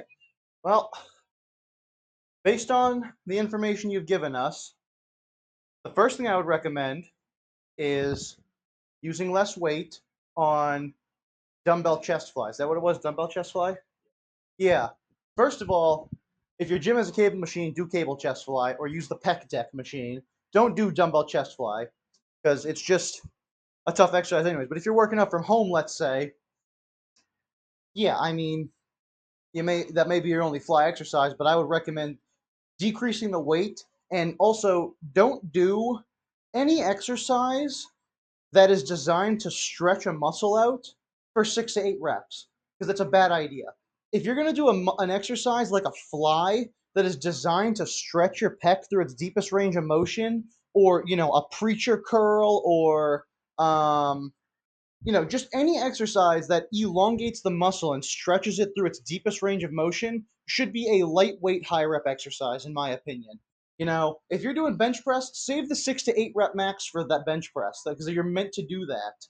Whereas if you're doing dumbbell chest flies, I would not do any less than 10 to 15 reps, if not more, with less weight. And when it comes to taking 2 weeks off the gym, I would say no. Get to the gym, get some blood flowing, do some good warm ups, and honestly, your whole workout might be a warm up where you just do really light movements to get blood flowing because blood flow is what will repair you. More than just sitting and doing nothing. Because sitting and doing nothing doesn't get blood in there to heal it. It's just going to hurt, and it may never heal the right way. What you need to do is rehab it by strengthening it and repairing it by letting blood flow there with very, very lightweight little pumps in the chest. Like I would grab a cable chest fly and do some light cable chest flies, or if you have to use dumbbells, just use very light dumbbells and just feel the range of motion and let your pec be stretched out. And honestly, hold the stretch too. Just do very lightweight, light pumps. And on that exercise specifically, I would never even go for a heavy set of 6 to 8. I would only do a lighter set of, 10 to 15 or more. Yeah, my guess is that you probably went too deep with the weight. You don't mind me asking, what is like your max bench press, and how long have you been working out for? Because I think if you're benching 500, then 12.5 kilo chest flies might be good for you. But you sound like you probably haven't been working out for too long, maybe 6 months, maybe 3 months, I don't know. So your bench press is probably around like the 135 area or something like that. Yeah, what is your like max bench press? I think that's good to know. Also, I would say, one other thing, uh, is that I just lost my train of thought. Of course, I did. Um, It happens sometimes. yeah, what was I gonna say? Oh yeah, as Pete said, yeah, if you're gonna get back in the gym, you're gonna work out. I would definitely work out. Light, very light. And do less work than last time. I think that's very. 75 kg bench. So what's that, like, training. 165 pounds? Yeah. Or yeah. I would say you're definitely doing too much weight. My guess is you probably went too deep on the stretch, maybe. Um, that's my guess. I don't know. I don't have full context, but you probably went too deep on the stretch. And yeah, if you do go back and you exercise chest, do less weight than last time. That's for sure. Don't overwork yourself. And if it does hurt more, if it starts to hurt even more, then I would just stop working out. That's my opinion. Well, yeah. So. Like if the pain's getting worse, Oh yeah. Okay. So yeah, if the pain, yeah, if doing light, a more serious issue. yeah, if doing light workouts doesn't feel good with light weight, like a cable chest fly or some lightweight bench press, then yeah, maybe consider seeing a doctor because you may have worse than a strain. But I think at worst, you have a very, or at worst, yes, you could have some kind of strain or minor micro tears to some of the fibers, but not all the fibers, meaning your pec is now hanging on by less fibers because you've torn some. It could be a minor tear, and that's at worst. At best, I think you might just be really sore. And let's say, was this maybe your first time doing this exercise? You don't realize the soreness you get? Because here's the thing about chest. Doesn't When really hurt. when you only do bench press, like barbell bench press, and the bar comes down to your chest, that's a different soreness than when you add in chest flies that stretch your pec to a whole deep range of motion. Was this your first time doing chest flies? And you may just have a very sore, stretchy, your pecs may just be sore from a stretched range of motion.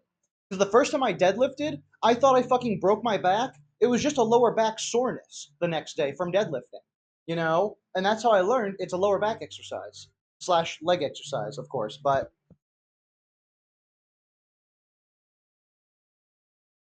it doesn't really hurt, but only when I stretch it. Well, has it ever felt like that before? If you do it on a regular basis, because that just sounds like. Also, has it gotten any better since then? Like, how long has it been? And Well, because how long has it been? And is it feeling better? Just chilling? Is it getting worse when you stretch it? I honestly, to me, it kind of sounds like you just have a sore pec. You have sore pecs.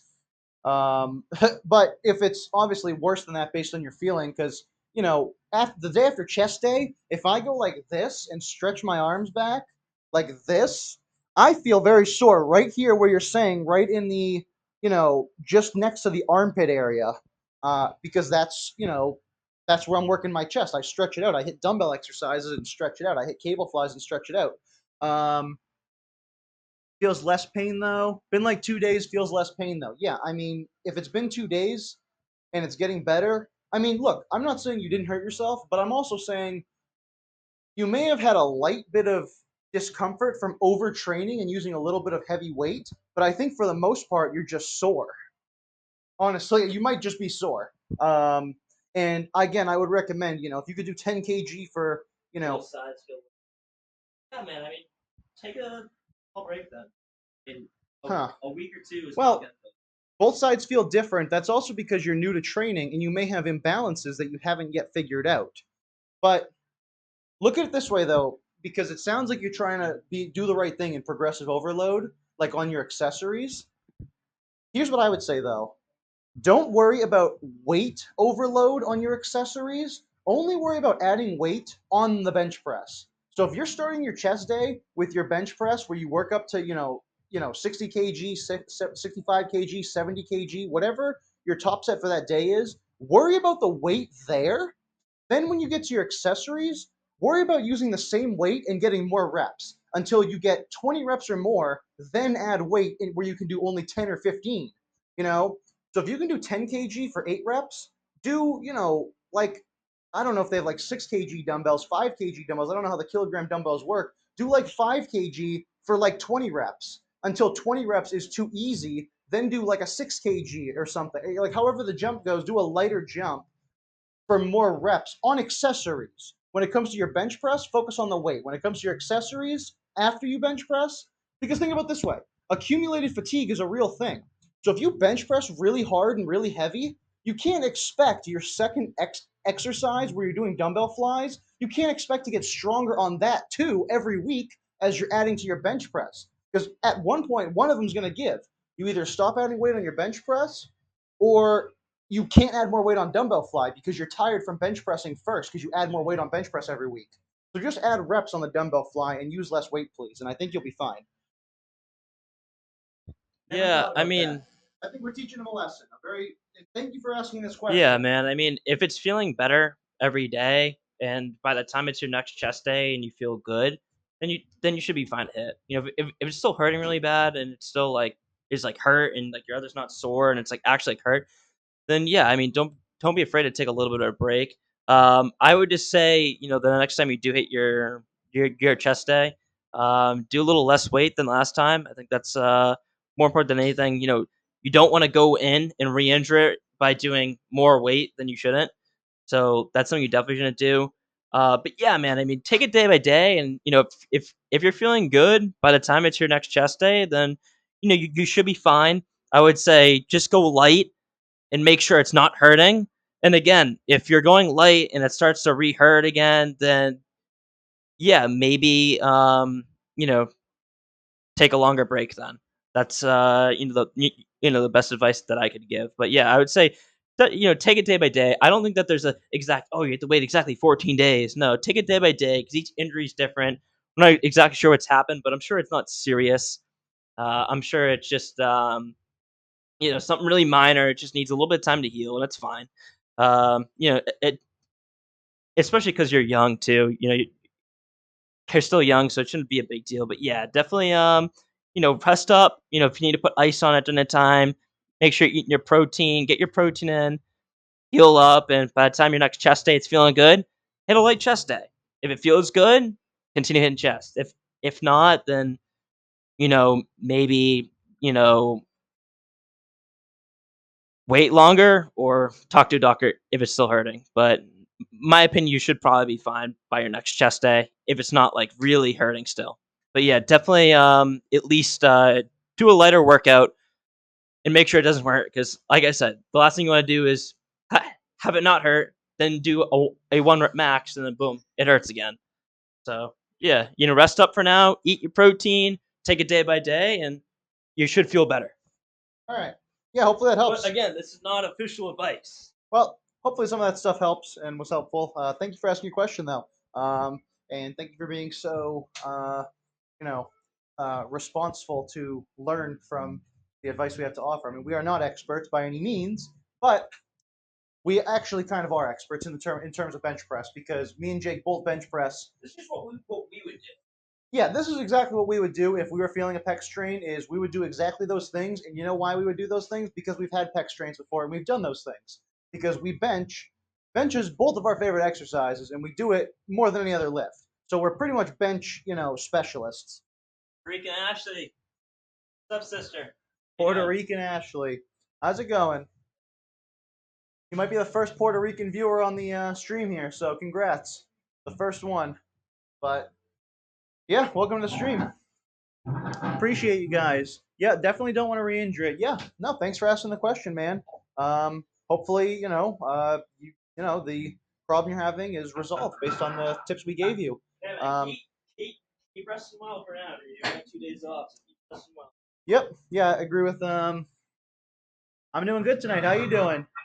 We're chilling. It's a Monday night. We're bench pressing, so that's most fun thing we can do pretty much on a Monday. I don't think there's anything better to do. But yeah, how you doing on a Monday night? Perhaps from Puerto Rico, or let us know where you're from, because I like to know what part of the world people are viewing from. If they're international or not. We're up here in the USA on the East Coast, so yeah, that's where we're chilling right now. But yeah, Jake's about to hit his set of bench press. Tired? That's tough, but I mean, at least you're tuning in for the stream. That's better than nothing. This is a fucking great stream. Two best streamers this side of the Mississippi right here. So is Puerto Rico still EST time? I don't know if Puerto Rico's in Eastern Standard Time. Can I see Puerto Rico on this map right here? Yeah. I don't think it's labeled though. I don't know. Let us know the time in Puerto Rico right now. It's 7:41 p.m. here, so let us know if we're in the same time zone. But yeah, people, feel free to ask and throw whatever questions you want into the chat. We'll give you our best advice to answer it based on our own experience, our own knowledge. Oh, you're in New York? I'm in New York. Oh, same time zone. New York, New York. Nice. Yeah, so you don't need a passport to go from Puerto Rico to the US, right? It's like U.S. territory? Yeah, you do not actually. You don't need a passport. But Is yeah, Puerto Rico nice where you're at, or? they're from New York. No, he said he's from Puerto Rico. Oh. Well, his Oh, name's Puerto Rican Ashley. I would figure they're from Puerto Rico. I Yeah. don't know. Yes, sir. Also, if your name's Ashley, you might be a woman too, perhaps. Topic and your answers seem to make very much sense. So glad to learn from this experience. Well, thank you very much. That made my day, bro. I'm glad we could help you. So, yeah, but yeah, if you like the advice, feel free to drop a follow. Or I think you did follow already, which is great. And if you want to check out other episodes, feel free. Feel. I have had some Netherlands viewers. But yeah, Yuki, feel free to check out my YouTube channel, PFM Fit, same as my Twitch. You can see all the other episodes. This is episode 14 of the GYMCAST so far. I have all my other episodes up on my YouTube channel, plus my shorts and more coming soon. So if you want to catch other episodes, learn more about fitness from us, if you like what we have to say, Jake will be here sometimes. I can move that belt if you want. All right. Yep. But yeah, me and Jake, working out together. Be mostly me most of the time, but he's gonna get his channel going soon, doing some fitness content. So yeah, can learn from both of us. Am I the first watcher from the Netherlands? Unfortunately, you are not. I have had a few viewers from good old Holland before. Good old Dutch people. Shit. I don't know. You guys call the Netherlands too many different things. You're friggin' Dutch. You're friggin' Holland. You're friggin' the Netherlands. Like, what is all that stuff? Pick a name, people. Come on. But no, Netherlands is cool, dude. I actually had a guy from Amsterdam in the stream the other day. We were talking about how fun Amsterdam seems in terms of the city life there and whatnot. So yeah. Puerto Rican Ashley, definitely a woman. Do you have abs? Of course you want to know. You're going to have to stay tuned and find out for that, because we'll be popping the tarps off soon. You gotta follow. Yeah, you're gonna have to follow for that. That's OnlyFans content. Confusing. I mean, I've had abs in my life at some point or another. I actually have them now. It's just less defined abs compared to previous times in my life. Yeah, it's winter. Winter bulk abs. That's the abs I got. But you know, chat. Yeah, chat me up. A couple years ago when I was peak college soccer, my abs were fucking rock hard. So, I mean, they're still rock hard. They're just not rock chiseled. You know, red shirt has abs. Oh. Yeah. Oh, so I have to wait. Yeah, just a little bit. Wait till we hit the accessories. We're almost done with the main bench. I'm about to hit my top set right here. This is the crescendo of the workout for today. So, Puerto Rican Ashley, thank you for follow. Here. Appreciate it. You will not regret the follow. I don't think they can hear you when we're talking across the room. Say it again. Puerto Rican Ashley, thank you so much for the follow. You will not regret it. Tell your friends about the stream. This is the #1 GYMCAST in the world right now. That actually might be true. #1 GYMCAST in the world right now. Because it's the only GYMCAST. So we're #1. Is that true? Am I the only GYMCAST on Twitch? I don't know. Well, we are #1. That's what I know. Have you guys ever seen anything else like this on Twitch? Anyone who's combining podcast style dialogue with their live action workouts? How do you guys? Oh yeah, how do you guys get here? By the way, too, how do you even find this stream? Because I think I'm a pioneer of this concept because I have not seen anyone else do it, and it was to me an original thought. And anything I haven't seen anyone else do before is an original thought in my eyes, and I can trademark the idea or the concept. But yeah, I don't know. I think I'm the first person who's done this, and I've never seen the word gymcast anywhere else, meaning I guess I am the best in the world. I do have the best gymcast in the world. That's fucking sick. Undefeated, undisputed, heavyweight gymcast world champion. Let's go, baby. Yeah, red shirt definitely has abs. You just might not be able to see them because his skin is very bright, and the camera can't exactly pick it up. Plus, my abs are not as defined. Just started cutting. I saw. That's for me. Yeah. Also. First time for everything, except for something.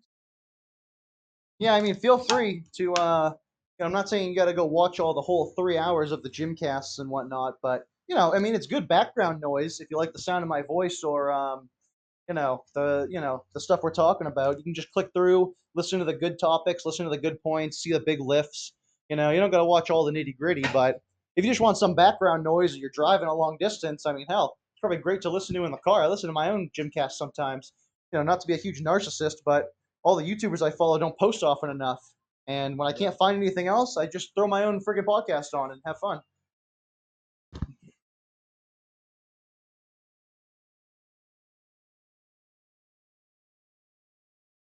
Yeah, Puerto Rican Ashley, you're pretty close by. Maybe you can come in a workout with us. Who knows? Such a good workout. Yeah, perhaps. Yeah, New York's only what, like an 8-hour drive. 18 plus only. Sorry. Yeah, well, you can invite them to work out with you, Jake. But Yeah. this location is undisclosed. This is my sequestered home gym. Nobody knows where this place is except you. Spill the beans, I'll have to kill you. There is a level of security to this home gym, though, because it is an exclusive club, and we don't sell memberships. So there is only a few select ways to get in, which I can't disclose on stream. They'll give it away. As long as you're 18 plus, yeah, I'm sure we could, but that's it. Yeah, is there any way you think we can improve the stream? Anything we could add or do? Leave it in the comment section below. I'm interested to hear what you guys have to say about that. I'll have to go for now since it's very late for me. Thank you guys again. I'll keep you updated. Good night to both of you. Thank you so much for stopping by.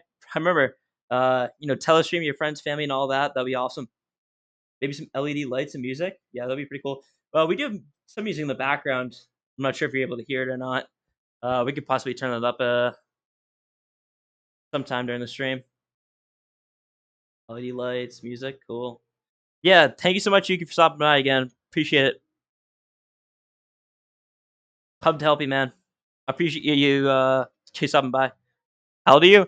I'm 23, and he is 22.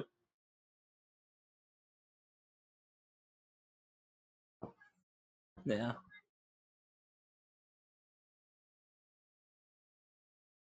yeah. Pete is 22 years old. Uh, I I can disclose his age, I think, but I won't disclose his location.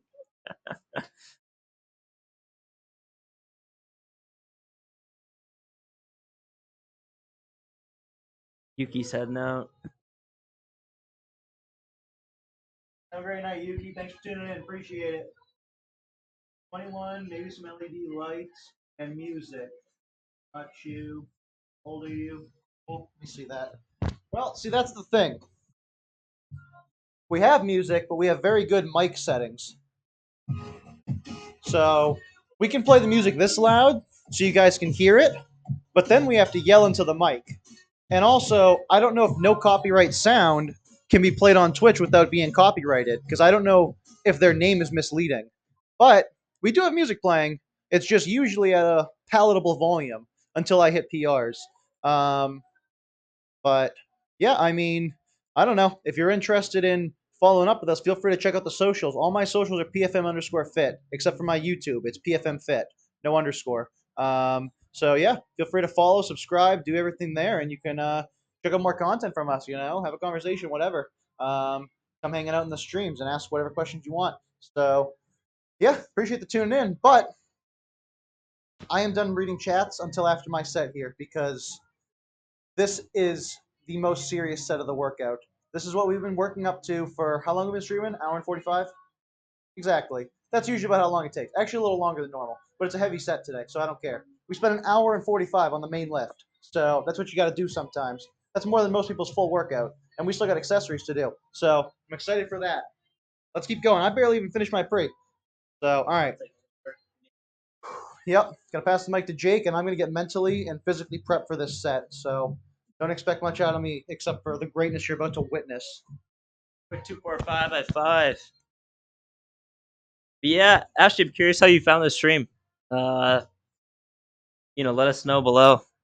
I'd love to hear how you got here. If you're if are you normally like a Twitcher, or you just make a Twitch account and you just got here? Like, how did you find out about the stream and all that?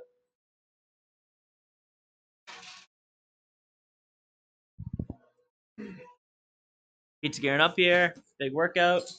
Gotta get ready.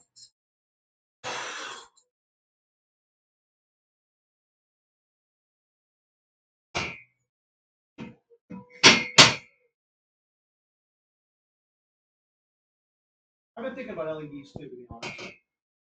I know everyone has them.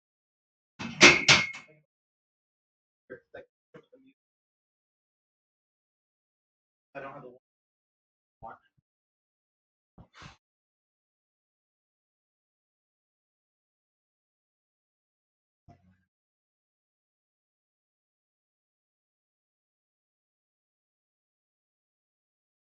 Wow.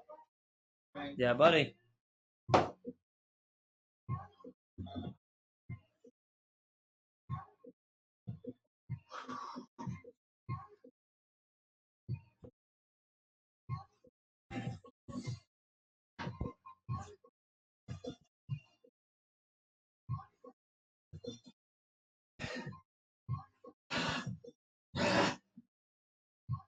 Come on. Phase one complete. Phase two.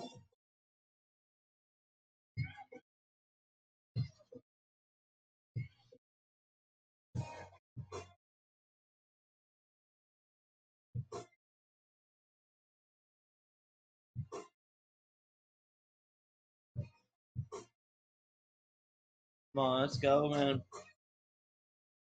Come on, yeah, buddy. Get hype, baby. Come on. Get that cortisol ready. The adrenaline.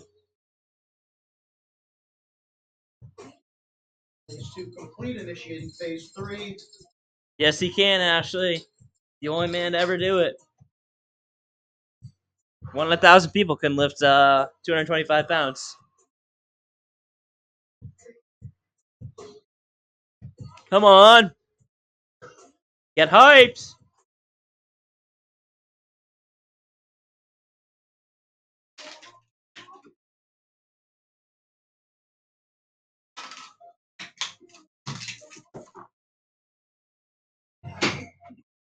Come on, Pete. Let's go.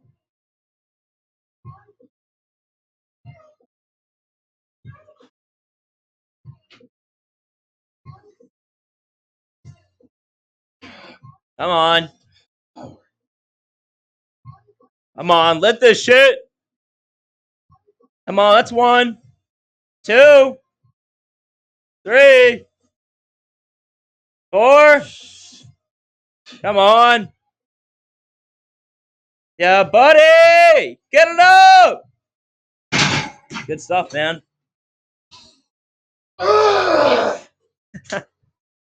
That's like 3 of you. What do you weigh? 75 pounds?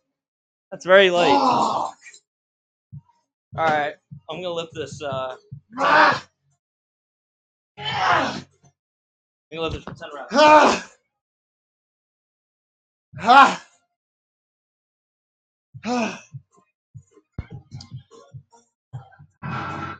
Need to regain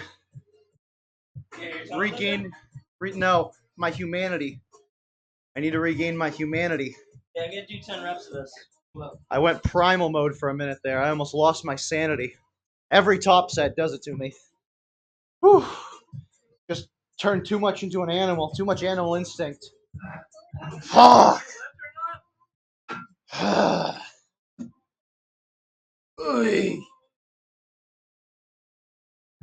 Are we drop set? Oh yeah, we're drop set. I'm gonna try and hit a drop set like I want to do like 155 and try and get like 25 reps. But I was talking to a guy on stream the other day who says he has a 1,700-pound total, and I asked him what his 225 combine AMRAP is, and he said he got 23 the other day when he tried it because I told him to try it. All right, let me read these chats now that I'm back to reality. Oh my god. Woo.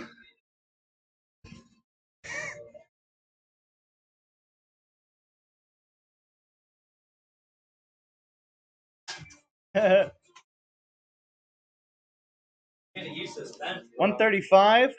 That was almost 2 of you. 135. So strong, Poppy. Thank you very much. Appreciate it. I need to use this bench, brother. Yeah, you're not used to the big bench yet? No, I was able to get 5 on 185, but it's a little harder, but that's all right. You want me to Still get the work in. show you a little bit of what I think works? So I basically... Yeah, if you agree, it's a little different, right? Oh, very different. Not only is it higher up, so your foot placement is different. It feels different. You have to get more arch almost. But also the pad is longer and wider. So every metric is different on a 360-degree plane. But look at it this way. So I lay back, I put my feet down, I set my grip on the bar, and then I pick myself up and I slide. I put my butt right on the edge of the flat pad only. I don't touch the butt pad at all. I literally treat it like this is a stationary flat bench. So try landing your butt like near the edge or a little less, like close to the edge, and that usually lines me up perfectly. And then I set my shoulders, set my feet, set everything, but my butt basically is only on the back pad. My whole body is only on the back pad. Gotcha. So maybe try that. It'll help you with this bench. Well,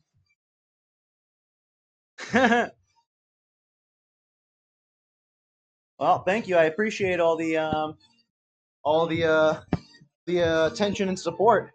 It's that's what keeps us motivated here. So, well, I guess we ain't fully doing it for the stream. I'd be hitting these workouts anyways, and just be here talking to myself. So, but it is nice to get the attention on the stream and the recognition for the gains we've made because this is years in the making. I mean, would you believe me if I said this weight right here, or well, it was 245 pounds. Would you believe me if I said last year I could only do 245 for one single rep, barely? You know, Now I did it for 5 here, 1 year later. So that's how it works in the gym. You get fucking stronger, and that's the fucking reason we do it. So, and yeah, sometimes you make some gains along the way. You know, you get some big old pecs, some man tits. You know, maybe you get abs if you're lucky. You get some big old biceps, big juicy arms. Boom, 16 inches. Let's go, Jake. Hell yeah. Woo! Nice. Yeah, buddy. That's light.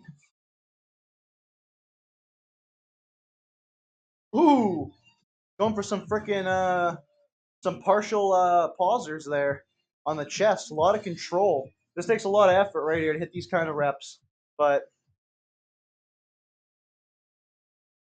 yeah, and don't be fooled. Jake did not just take off his red shirt to reveal he's wearing a white shirt underneath, or some kind of like wife beater tank top underneath. That is his skin, and he was blessed with the potato growing genetics of a Scotsman, and he wears it proudly. So I mean, look, he's even wearing a kilt under his sweatpants here. I can see the checkered pattern. So he's got his kilt on underneath. He's a bit of a Viking lad or a Scotsman. How many was that? Like 10? Oh yeah.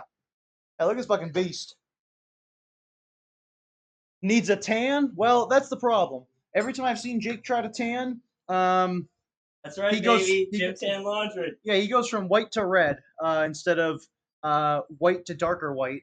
Yeah, I don't know. How has your tanning gone in the past, Jake? How do you tan? I don't know.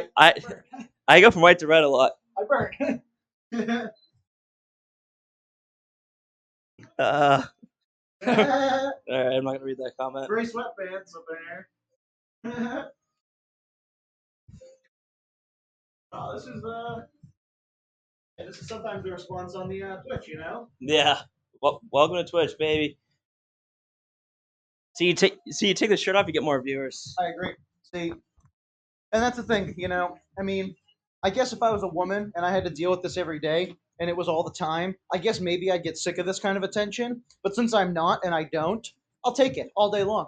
You know, we'll take the compliments all day long. Keep them coming. I mean, we don't just work out, to fucking say how much we lift. That's only half the reason, or 90% of the reason. The other 10% is so we can look like we work out too. We want to look like we fucking work out, which is easier said than done. Speak your mind. No, yeah, go ahead, speak your mind. But just know you're in a public chat. There's other people reading these comments too. So, just be aware of what you're putting out there. But hey, like I said, I don't mind. I don't think Jake minds. Although you may have just made him blush a little bit, and you can see his red puffy cheeks. But yeah, just chilling. Doesn't matter. Unfazed by it. And we take the compliments. And we can take constructive criticism too, or negative comments, because I like talking shit too. So if anybody has anything mean to say, go right ahead and say it. That's your right into your opinion, and uh, we'll deal with that. So, but yeah, compliments always welcome. Positive energy. Take that. Good vibes. Good gym community. Good culture in the chat.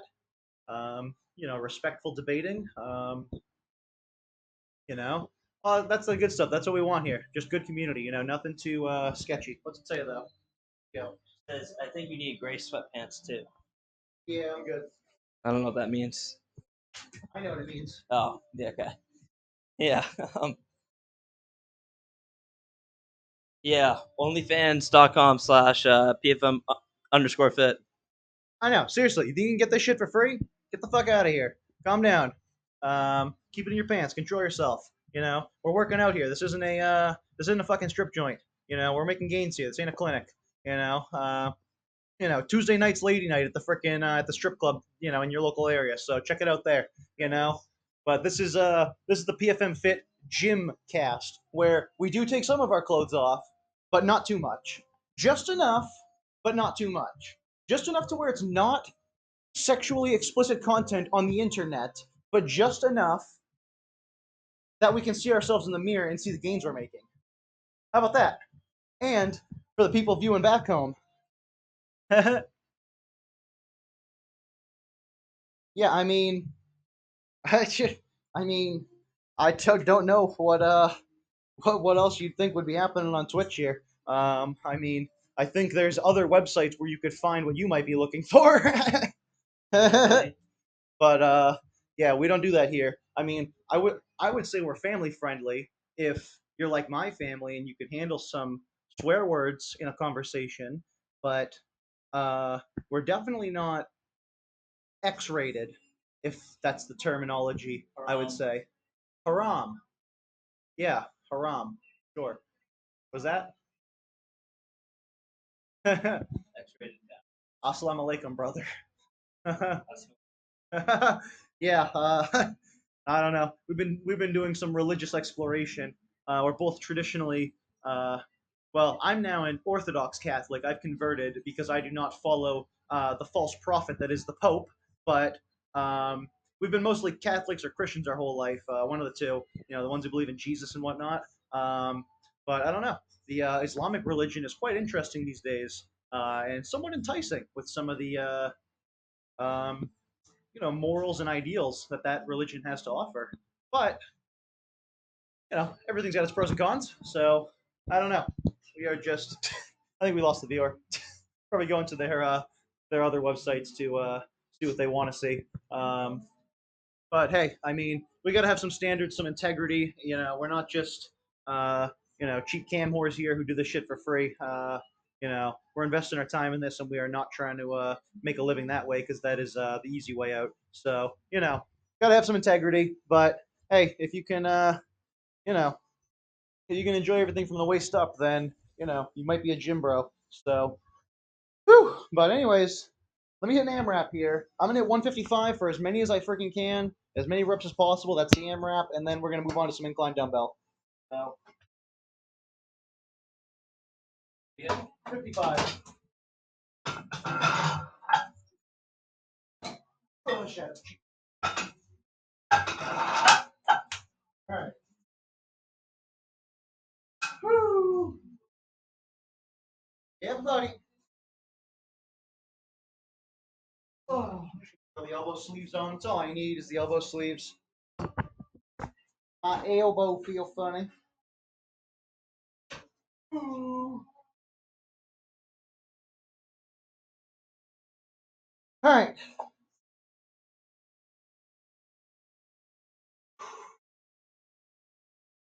Yeah, bro. You deadlifting, Jake? Deadlifting all lately? Just say you change your form, or like, was it just like the technique you pull with, as in like you kind of charge it up and do the slack pull? Yeah.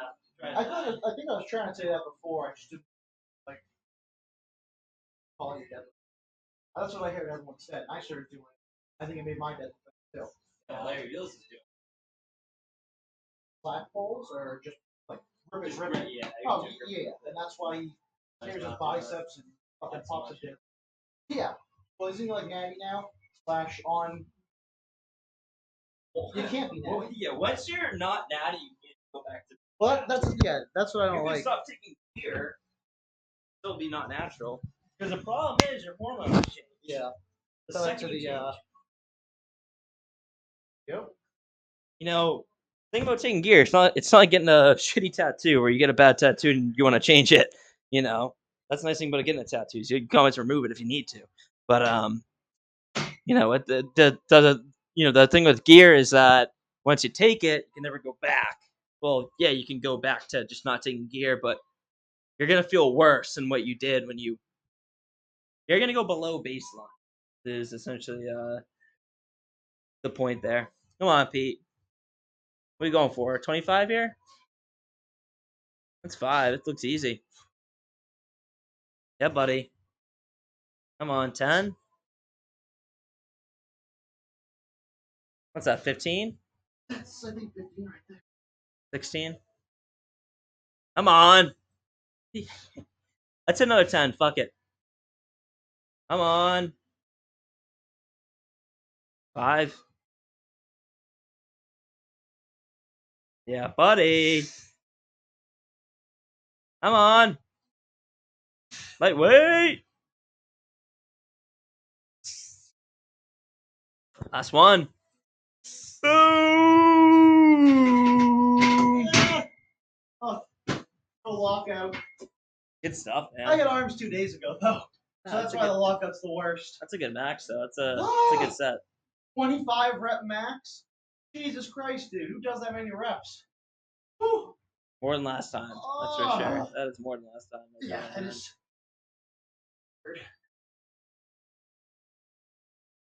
Thank you all for the follows, guys. Appreciate it. Welcome new viewers. Thanks for stopping by. Leave a hi, hello.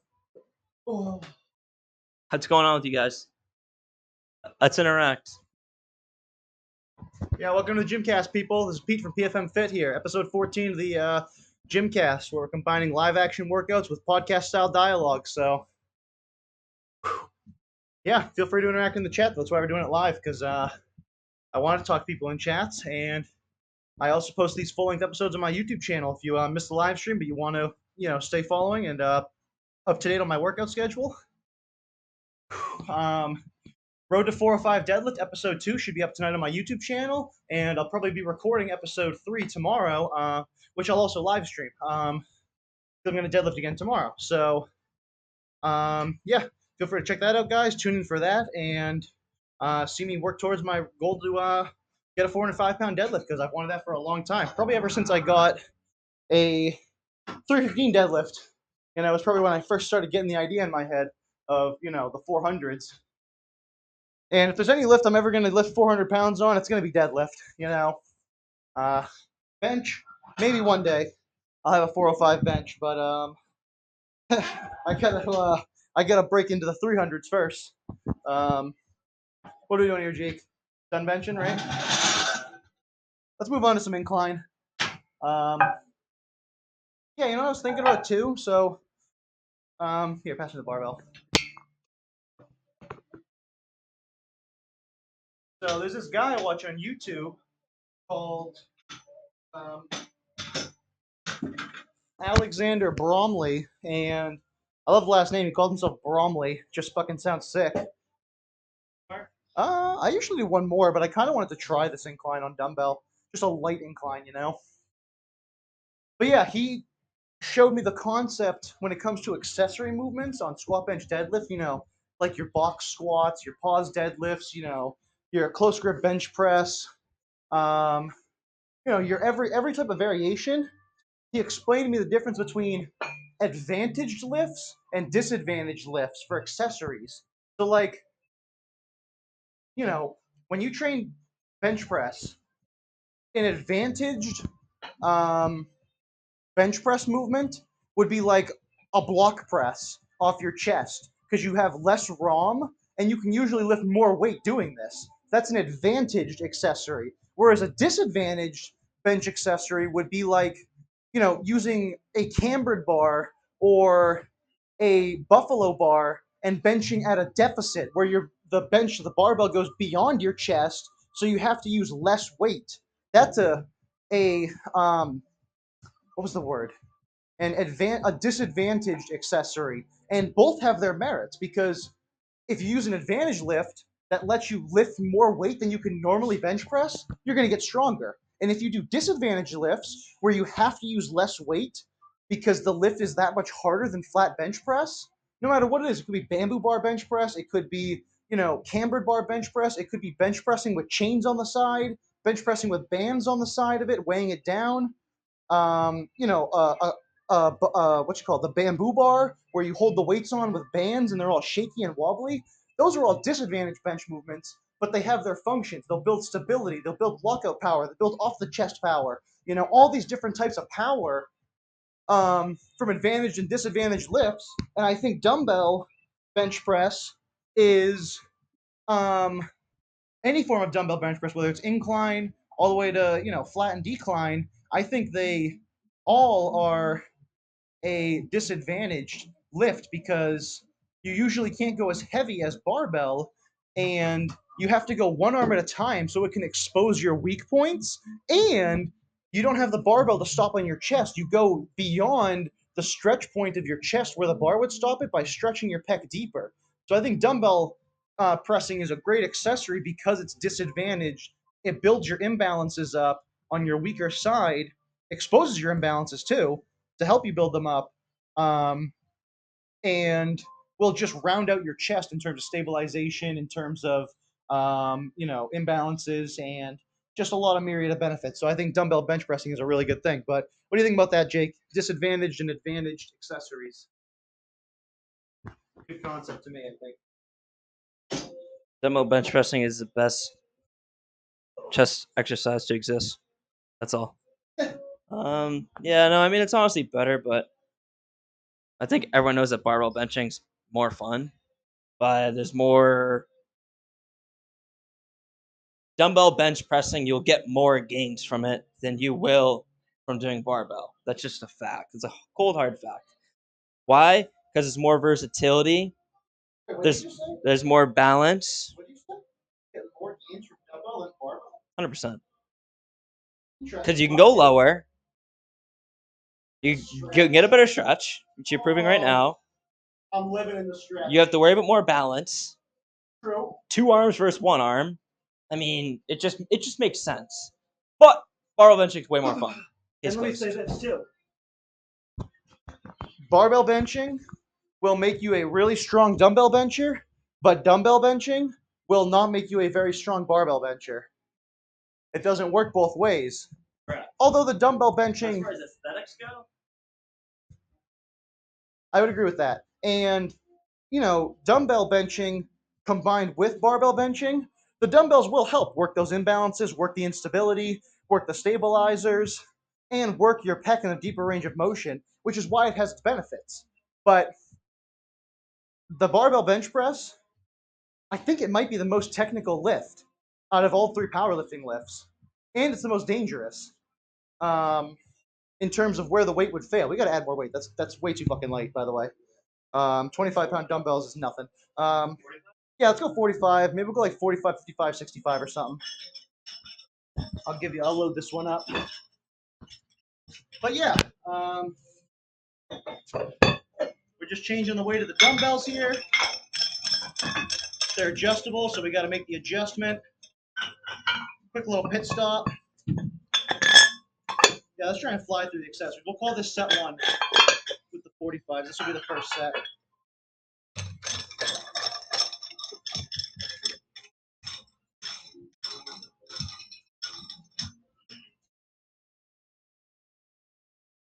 Oh.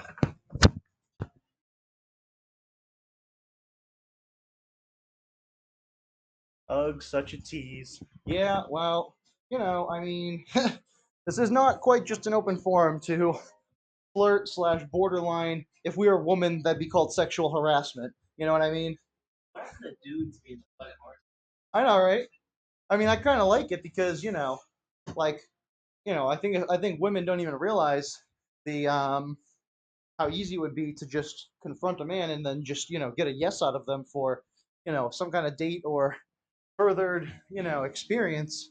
It's pretty much a yes, almost like 95% of the time. I would estimate, but uh, at the same time, I love how the modern feminist movement hasn't complained for men to get better.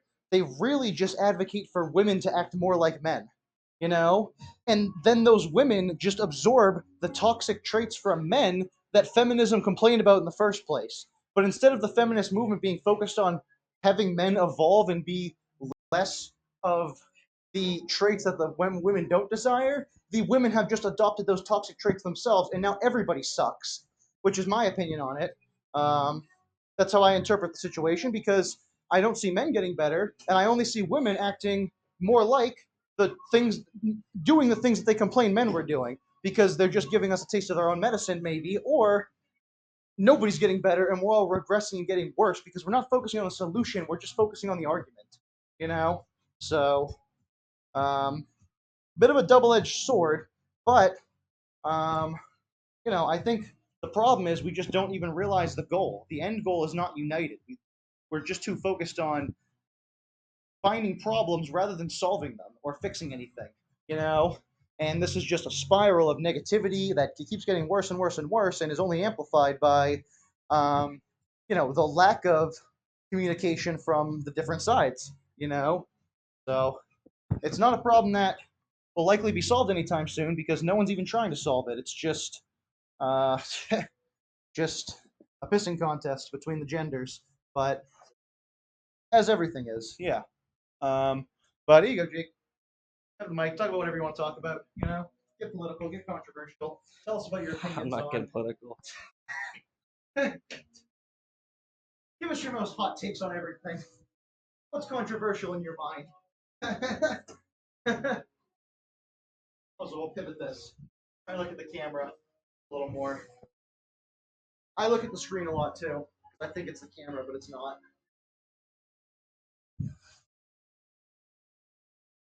Hot take. I mean, the fact that you said dumbbells are better or make more gains or something than like the barbell is just in itself a very hot take. I'd be pretty inclined to agree with you, but it's a very hot take to say. People are going to want to instantly disagree with you. Because You know people are what I mean? biased. Yeah, and they don't think through what you're saying, obviously, because I get what you're saying with the explanation, and I got what you're saying anyways. It's just barbell's more fun, so barbell's better. Yeah, and I said that. Yeah. Simple. Exactly. People don't do barbell for gains. If barbell made 0 gains, people would still do it. Yeah.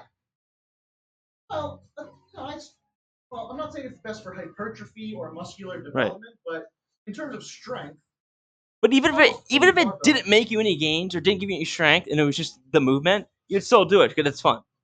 Probably. Maybe not as much, but you'd still do it because it's a fun exercise.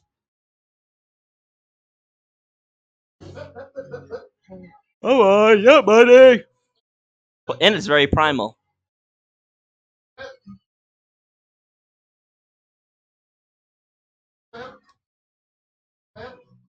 Come on.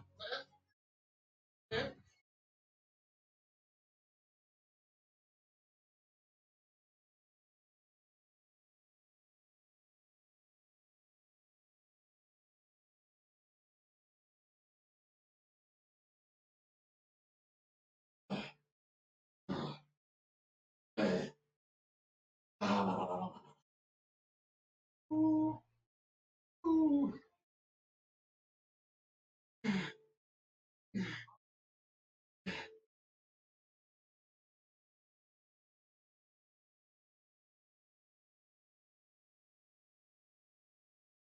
Yeah, buddy. Do some single arm reps if you get a chance. Yeah. Woo! The single arms feel good. That's another reason, because one, I wanted to test the elbow sleeves and see how many reps I could do with the 100 pounders for Brian with the Brian Shaw sleeves, and I could get, you want to do 65? Oh, all right, yeah, because this was too light still too light. And I think it's because I'm used to doing one higher incline. This is less inclined, more like flat. It's easier for me. Maybe you should put your desktop down here. It's like more like your laptop down here. True. Yeah, honestly, not like I'm using it up there, honestly. But I was thinking if we made that a podcast studio, like in that corner of my room could work, and we use it there. I would just need like another mic or two, like my snowball, and then we could set up a podcast studio. But yeah, no, that might not be a bad idea, honestly. Because when I watch back the stream sometimes, the video quality is not great, and the audio quality is sometimes choppy. And it cuts off and blurs some of what I'm saying sometimes, which is piss off.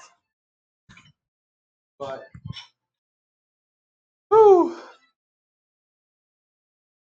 Yeah, just crank it through some incline here. Probably do about 2 more sets of this. We'll probably go 65 pounds here, then maybe 70, 75 pounds. Just crunking some 40-pound jumps on dumbbells here. Nothing too crazy. But, whew, yeah. Make sure to drink water, people. Stay hydrated. What I'm doing. I finish this bottle right here.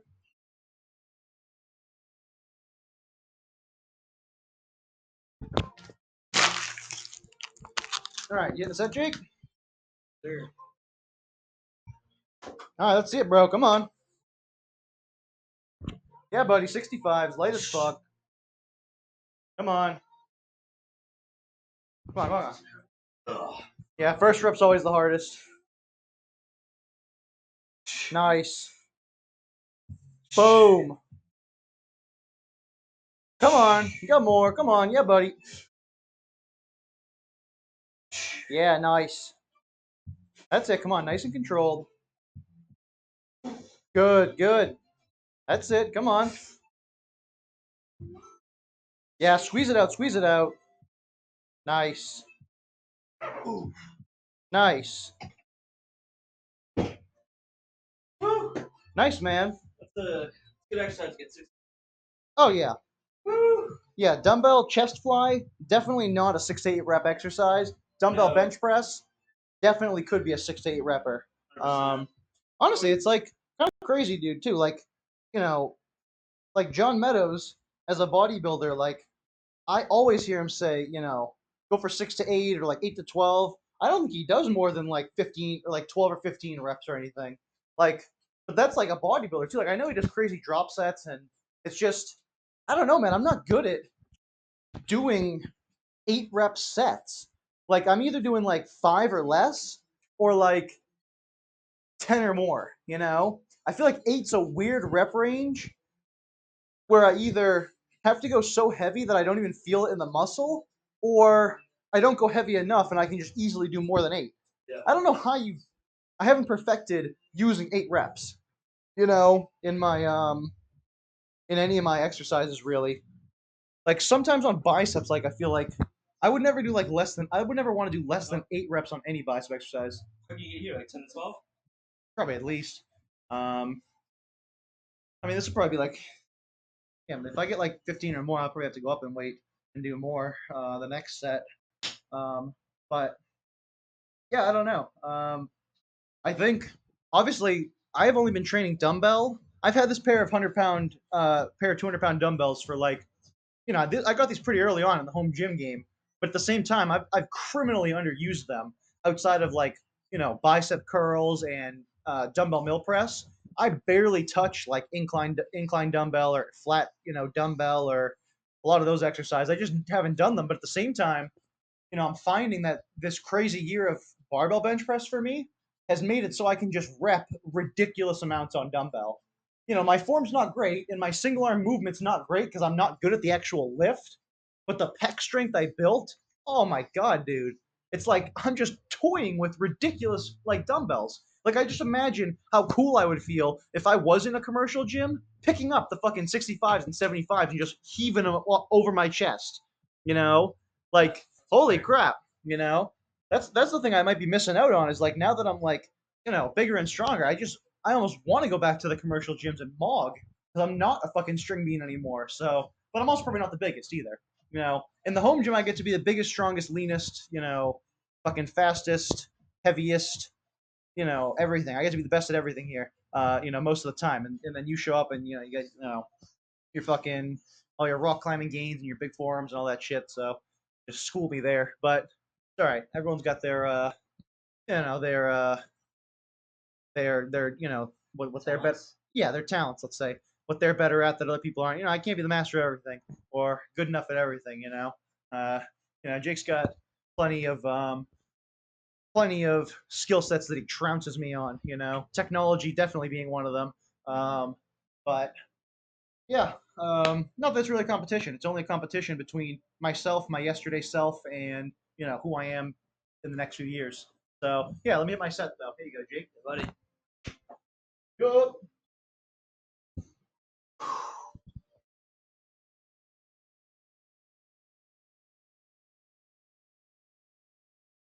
Do it for Allah. Go for Muhammad Ali. Hey, hey. Up here. Come on.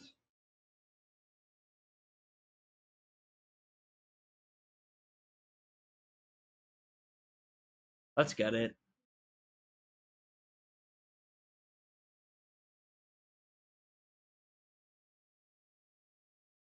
That 5? Yeah, buddy. Come on.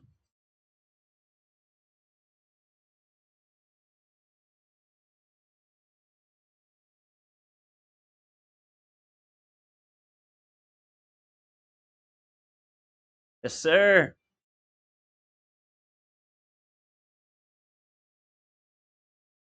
Come on.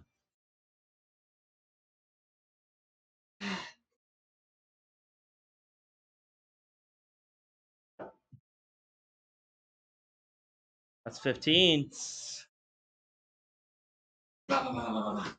Sure. I'm probably gonna say that, but hey, you wanna go up? Yeah, I'll probably just go up to 75s. Do like 5 double hand, 5 single hand, and I might even use elbow sleeves to do it. So actually, I probably will definitely use elbow sleeves. But whew, yeah. You ready for pro? All right, I'll go grab the pro real quick. Be right back, people. Woo, a good set.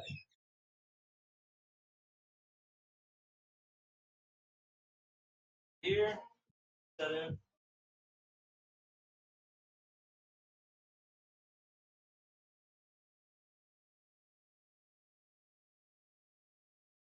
On.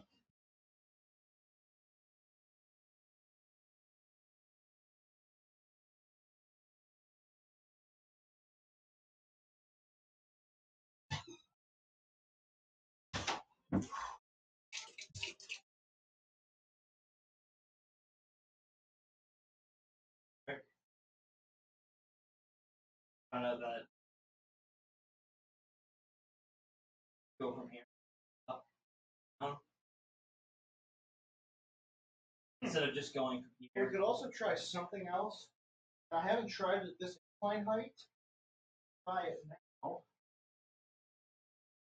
Rotate your cuff or force. Try the other one. Don't mind. So these right here, people, are dumbbell spotter arms, and I will show you how they work. Now, typically, I do them at a slightly higher incline. Yep, lower, one lower. Yep, and I use them like so. It works better at one higher incline, but it might work at Move the bench forward, or? probably a little bit.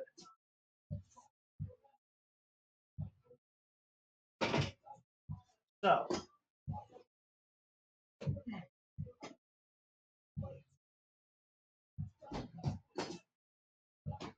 okay. So let me show you kind of the idea.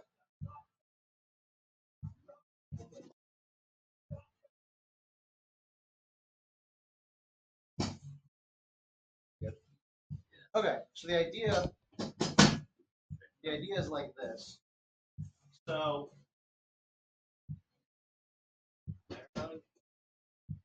so you're here. You can set your lats how you want, and then once you're set, you kind of rock them back. Boom. It might need to be a little bit further back because I don't think we'll have room to press though. And then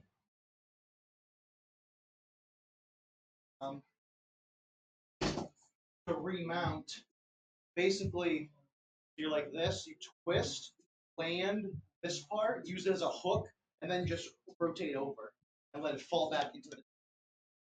I can squat. I can squat. Yeah, I might need a little guidance first time. But... Sure. Yeah, unfortunately, I've done some lighter weights, but it's okay.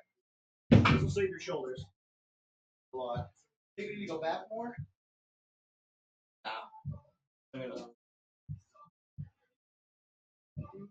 Okay. All right, so set your back, get set, and then grab it like this, literally, and roll it back a little, and it'll fall right into where you need to grip it. Trust me.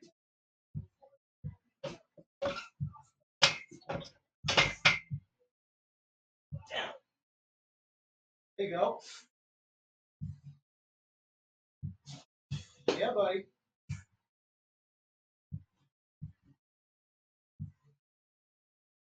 Come on. So get a couple more. Come on, try and get 6. Just total. Let's go. Yeah, buddy. Come on, get a couple more. I'll spot you through them. I'll spot you through them. Come on, come on. Come on, come on, come on. Yep. All right.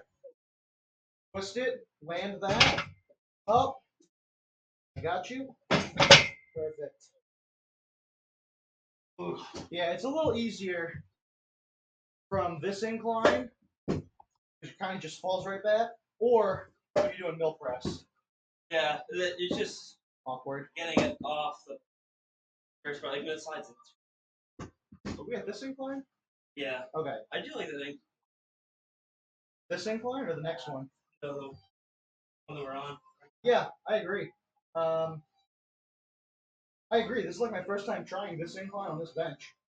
Dude, honestly, if I did this incline as like my incline barbell press too, oh, I'd be like repping like 205 and 225.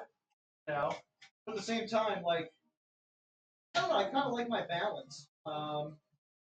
Between, a Monday flat barbell, flat normal regular barbell. We're talking to Mike. Has the whole team? No. I put in, I kind of split the last serving. So we both got like half a scoop of chocolate protein powder, and then the rest is just chocolate milk and vanilla milk. So chocolate milk in there that makes it extra creamy. Yeah, I tried the. That's pretty good. Oh yeah, it's great. I don't even usually do full chocolate. I'll go like half white, half chocolate. Because the chocolate's very thick and creamy. But yeah, so Monday I hit flat bench, complete regular flat bench. Thursday I've been switching between barbell mill press and barbell incline at 45 degrees, um, which is a pretty decent incline, a pretty steep incline. And my 100 max is now 225, which is fucking insane, dude. I can't even believe I did that. So, and then Saturdays for arm day, I just do flat post grip and just hammer my triceps. And I don't have a 1 rep max on that, but my 6 rep max is 225 for 6. So, it's like almost as strong as my flat bench where I can do 225 by 8, So, um, yeah, just good shit all around on my pressing, but I think I have a good variety of incline, mill press, flat bench. You been mill pressing at all lately, Jake? No? No No milk mill press press? for me at all. Just bench, legs, and climb and run. Nice. What is your split when it comes to like getting in like a squat and a deadlift in the week while you're running and all that shit? Do you squat and deadlift on the same day?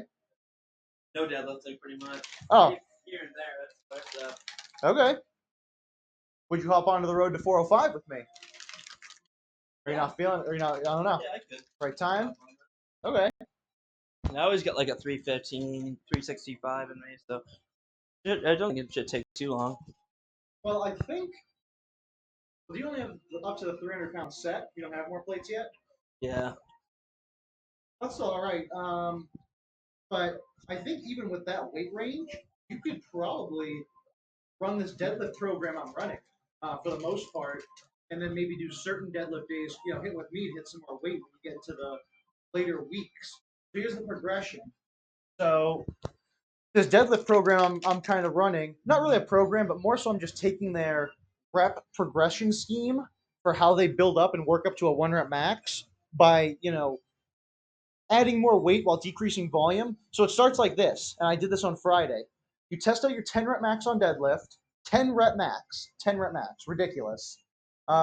Which for me was 275, and I know you're thinking of that 16 rep AMRAP set I did of 275 before. Because it's only a 10 rep max for me having an untrained deadlift right now. So I got 275 for 10 barely, and it was an ugly set where every 3 or 4 reps I'm taking a few breaths, resetting, readjusting. So I grinded through 10 reps in quick succession. Then you do a 3x5 with that same weight.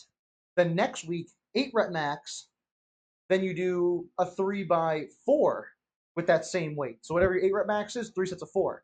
Then the next week 5 rep max, 3 sets of 3, I think.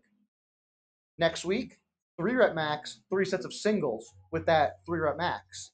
And then I think after that, that's supposed to be peak week and then reset, or you go back to the 10 rep max and try and add 10, 20 pounds, whatever, and try and do more weight if you don't want to peak yet. But I'm probably going to try a 1 rep max peak week after running through this progression scheme for about a month or so, the next, 4 weeks, and then just to see where my deadlift's at, and then from there, either just rerun the same program if I like it, if I like the results, or try something new, try a new progression scheme, and because I don't care how many episodes it takes. There's no I have to get 4 or 5 and 10 episodes of the series. No, there's no pressure at all. It could take 100 episodes if it needs to. I don't think it will. It'll probably take less than a dozen, maybe. Well, that's only 12 deadlift workouts. That's actually not that lot. Okay, it'll probably take at least a dozen or more. Let's say, to be more realistic. But I think I can get it this year because my previous best on deadlift was 385. So first of all, I need to work back up to 385. But I think once I get back to 385 and use these smart programming rep schemes on deadlift, um, I think I will get a 405 deadlift very quickly. And my form is better, my technique is better, my warm ups are better, everything is better than before. So hopefully I can actually stay consistent with my deadlifts without injuring myself along the way and giving up and burning out and losing the progress. That's what happened before. I got to 385 and all these heavy weights, and I just couldn't keep up because I didn't know how to program it, recover, and mitigate the soreness. And it just ended up hurting my lower back, and I didn't want to deadlift for a year, and I didn't. And now I'm back to square one, where 315 is like a 5 rep max again. Even though I used to be able to do that for like 10 and all these crazy numbers. 315 used to be an easy pull, and some days I can barely even budget. I can't even pick it up without straps. I can't even pick up 315 strapless. I have to use straps now because my grip gains have diminished so much. I used to mog 315 raw, dude. No chalk, nothing, just raw 315. Can't do it. It does suck, but it also shows, where the gains come and go. But yeah. So you're not deadlifting, but are you squatting? Yeah. What's your squats schedule like with runs and stuff, though? How do you recover from that? How hard do you squat? Good question. Just do 5x5s. My leg days aren't really like that insane, honestly. 5x5s. I do a quick leg day. Quick 5x5s. Bulgarian leg splits, some calf raises, and then I'll hit some like arm workouts in there as well. And then call it a day. Not in too much legs though. So I get the other gains from running too. And honestly, like the thing, like I don't know, like the thing with legs, in my opinion, is like if you just squat, maybe even hit like some calf raises, like that's all you really need to be honest. But Well, what about hamstring? There is a free weight hamstring exercise that I think you should try. yeah, I'm not opposed to it. I'm just squats the most important exercise. You can get away with a lot. I'm not saying, yeah. You honestly don't need to do like that much in leg. You don't need to be doing fucking leg press and that bullshit. Leg press is fucking bullshit in my opinion. I agree. I think it's good if you don't know how to squat or have But there's no technique. fear of failure. I sound like Tom Platz. Sound like the Quad Father. Because he says part of what makes an exercise good is the danger associated. 100%. What makes the bench press good is the fact that if you fucking fail, the bar is coming back down on your chest or throat or face. Mm-hmm. That's the fucking stakes at risk, so you don't fail. The risk is there. Leg press? Oh, boo-hoo, I failed. I shit my pants. Boo-hoo.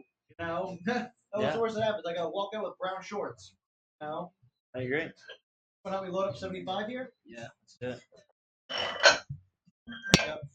I'm taking the internet because I like to keep it flat and have a bigger surface area to land. So I take a layer off and put the 5 in between. Just because it's more landing area. These lift offs. Woo! Woo! Almost an accident. It's like I have type of these dumbbells and I always hit my nail or budge my finger. Yeah. I mean, they had to suck somewhere because the deal was the best I've ever seen. Yeah, that's true. I grab it and like hold it and flip it. Yeah. Yeah, I mean, where else would you see this deal, people, for dumbbells? I got a pair of 100-pound dumbbells. They go up to 100 pounds each, and I have repped those 100-pounders on flat bench. But I got these 100-pound adjustable dumbbells. They go from 5 all the way to 100 pounds, doing every 5-pound jump for $230 on Amazon. The next time I checked on these dumbbells to see just how much they cost, to make sure the deal I got was actually a fluke, that it was, they were $750 for the same pair, same weight. They tripled in price as the desire for home gyms and home gym equipment. It's fine. It's sturdy. As the supply and the demand for home gym equipment skyrocketed, the people realized they can charge way more because people will fucking pay it. You know, and that's exactly what happened. But I was fortunate to get these when I did. Now, at the same time, they have their drawbacks. I have to wear safety glasses when I press them sometimes because the matte finish on these dumbbells flakes off and goes in my eyes, and it hurts ridiculously bad. It is very uncomfortable. We probably should have been wearing safety glasses this whole time, honestly. Um, and I probably will for this last set because this is the heaviest set. It's the most dangerous one. So you see all these chippings on the side, Jake? When you bang the weights together sometimes, or you clang them on just on the ground or whatever. That is probably lead paint. And a flake of it, as I'm pressing, especially if you're top set, the heaviest set, you don't want a flake of metal or, metallic lead paint in your eye. No. And also, it's not that easy to get out. I had to, on stream, take like 15 minutes, go to the bathroom, rinse my eyes like this with water, like an eye wash station at a lab, like it was chemical exposure. Because it was foreign contaminant in my eyes. So now, I'm gonna throw my safety glasses on and look like a douchebag wearing them, look like PC principal, but Yeah, when we were cutting this thing out, it was fucking all this oh shit. yeah, dude. There's still probably some sign. Yep. And honestly, I wish we thought it through more because we started the second holes, which were supposed to be for mill press. But in reality, I can do the mill press just as easily from the same height by rocking them upward. It works perfectly to sit here and do dumbbell mill press. You just yoink, Save this yoink. pain. Yeah, pain on the ground and potential durability compromisation of my rack by messing with the integrity of it. But anyways, I'm gonna hit my last set here, and then I say we combine our last couple exercises into a circuit because we've been taking our sweet ass time. You know what I mean? So we'll combine the last thing into a 3-rep circuit. I say we do cable chest flies, side dumbbell raises, and a tricep pushdown of sorts. So we can use that for the triceps, the cable machine for the cable flies, and just dumbbells for dumbbell side flies. So we're hitting obviously a crazy pump of chest, tricep, delt, and that would just make this the perfect push workout. Let me shoot this last set right here. Hell yeah. Yeah, gonna throw my sleeves on, try and hit a good 10 to 15, probably about 10. Just do like 5 single arms, 5 double arms, and whew, yeah, just get a good set in here. So, all right, let me gear up for that. Yeah, anything you want to say, Jake? Just keep us from having dead air. It's honestly easier when I can pass the mic to someone. Normally I'm just me talking the whole time for 3 goddamn hours. Yeah, I think It's cardio too, honestly. one thing that grinds my gears a little bit Oh, this should be good. is well, I'm gonna wait till he gets back, but yeah, how are you doing the stream?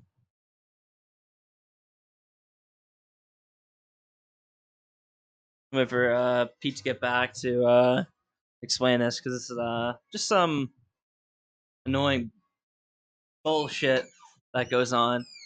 It's annoying when people like will post videos like, "Oh, 3x12s are stupid" or like all this shit, right? Then you go to the video, when I work out, you're not really maxing out the 3x12 or we're not. This is really maxing out. So what I do is I fully max out, right? They'll do all the full reps, right? Then they'll have their friend assist them. Then they'll finish with partial reps. And apparently that's fully maxing out, right? And they're like, oh, when I do that, like my rep range will go down from 12 to 8 to 6. I'm like, so you're telling me your strength diminishes by 50% in 3 sets? That sounds like a load of BS to me. Yeah, I mean, for that specifically, going to failure in my eyes is whatever your body can do to your real limits. If you're doing assisted reps from your friend who's helping you push the stack or push the dumbbells for more weights, that's going beyond failure in doing, partials. Yeah. Yeah, I like partials on certain exercises, but doing both. Yeah, that is just probably overtraining because, you're you're going you're forcing your body to go beyond what it already knows and has told you is failure. You're going beyond your body's physical failure by assisting it with another person, or like just doing shitty reps, shitty range of motion, cheat curls, and all this crap.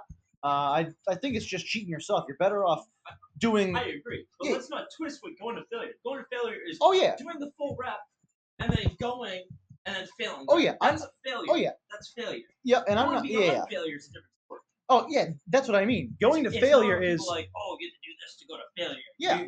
You need to go find a gym buddy to go to failure. Well, I'm just so they can hear you.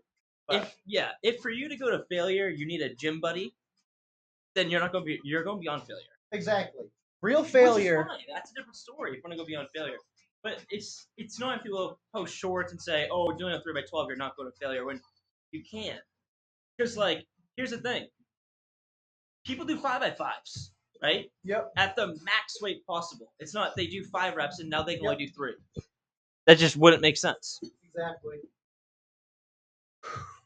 But yeah, I mean, going to failure for when you yourself alone can't perform any more reps with good, solid, healthy form. That's failure. That is failure enough.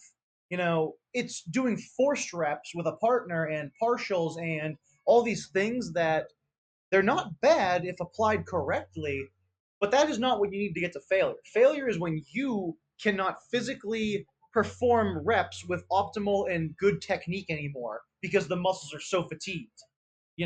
That is real failure. And then anything else is beyond failure and forced reps, which can have its place in the workout, but you may be overtraining when you start dabbling into the realm beyond what your body already knows is the limit. You don't need to do beyond failure for every single set in the gym. And no, these influencers do not do that for every single set in the gym. Why?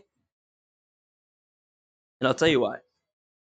Because these are the same people that have to work out tomorrow and the next day, and they want to work out a lot, right? You have to save some energy in the tank. And while I will agree with them that hitting a more condensed workout is probably better than hitting a workout of extended longevity, in the sense that you could waste your time in the gym. Like if you were to hit 16 sets of 4 exercises, let's say, in an hour 30 versus 3 hours, you're probably going to get a better workout in the hour 30 because you aren't so much as focused as opening up that muscle and closing and opening and closing. You're getting a better workout in that time frame. So that's one thing I will agree with. But at the same time, you don't want to do that in just 30 minutes and get 30-second to 1 minute rest times. An adequate rest time is probably between, like, I would say even longer. Oh, well, if you're doing strength sets, I would say like 4 to 8 minutes. probably. That's probably But more realistic to us anyways. yeah, 16 to 90 seconds is really not enough Oh.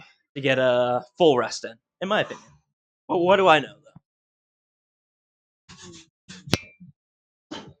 All right.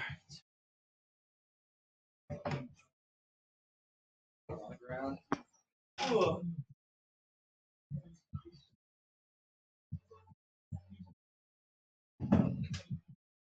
Okay. All right. How many sets have we done? Like calculate So far? Yeah, like overall. So on bench, 2, 4, 5. We did the AMRAP. 1, 2, 3, 4, 5, 6 sets on bench. Did like 3 sets on. Good warm set. So I'd call that 9 sets there. Is this 9? 3 exercises, 2 sets? Yeah. Yeah. Yeah, so we'll do a 3x3. 3 exercises, 3 sets apiece. So yeah, this is another common, this is a strategy I forgot about doing for a long time because I used to always do like accessories in a circuit. Then I started doing like one exercise at a time, and it kind of works, to really hammer that one muscle group for a while. But then it gets boring, and your workouts start taking longer because you're spending like all this time doing one accessory at a time, with the idea that you'll go through 3 or 4 sets quicker, but I don't. So I go through. I'd rather go through 3 exercises at once and I don't know, just crank it out. But um, I say let's set up this circuit. So we're gonna start with the cable chest flies. Then I say superset it with triceps, and then superset it with dumbbell side flies. Delts last. I think that's the best order. What do you think? Order wise, I think that probably makes the most sense in terms of fatigue. I agree. Okay. I've been using the V bar. Well, I use it once on arm day, and I realized what it's for. So I'll see if you can understand the purpose of it. I won't say, but I'll see if you can realize it just from hitting a set. Because I bet you haven't used one of these in a while. I already know. You know? Well, obviously triceps. No. What did you watch my stream the other day? Oh. I know everything. Oh, okay. All right, fine. Well, I discovered what it's really good for on my stream the other day. It's really good at all right. You know what it's good for? It's good at making a lot of fucking noise when you drop it. That's what it's good for. But no, I was hitting my arm day the other day, and I was getting sick, like just the old rope and the old squiggly bar, using those things. I don't know if that's the right way. Maybe less. Yeah, it might be that's lat pull down weight. Yeah. Let's set up like a high cable chest fly here too.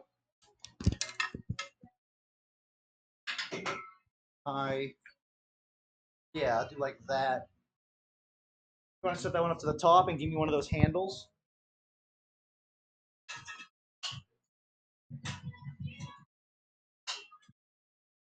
All the way up? Yeah, one more, a little higher. You can stop it up. Yeah, you gotta move that one. You gotta move. It's pushing against the top part. Now push up. Trust me, you're good. Let's slide now. Go slide into place. There you go. Now give me that. That's the top though, somewhere. Oh, no, this is the top. It's just it hits these sometimes when these flap around. You see, it's hitting up there. Yeah. Yep. Yes. I got one. Weight. What should we do for weight? Maybe. 25? Yeah. Start with a 10 on each side. How about that? Take the brick off and switch it with a 10. And maybe we'll go like 10, then 10 and a 5, then 2 10s or something. Something like that. But yeah. All right, people. We got a crazy circuit planned. Just to finish this workout, we're gonna blast through 3 sets of this. Get a fat pump. We'll fucking show the pump on camera. See how disgustingly shredded we are and how we look like Greek gods and all that.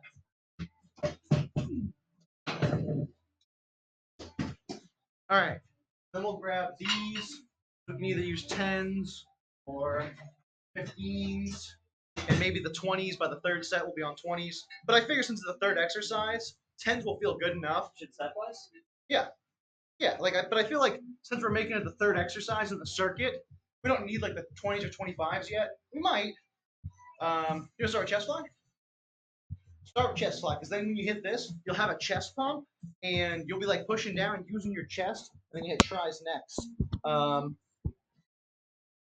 Yeah, so we're gonna start the circuit here. Jake's gonna start by hitting chest fly. We're gonna, how's that weight feel? Heavier?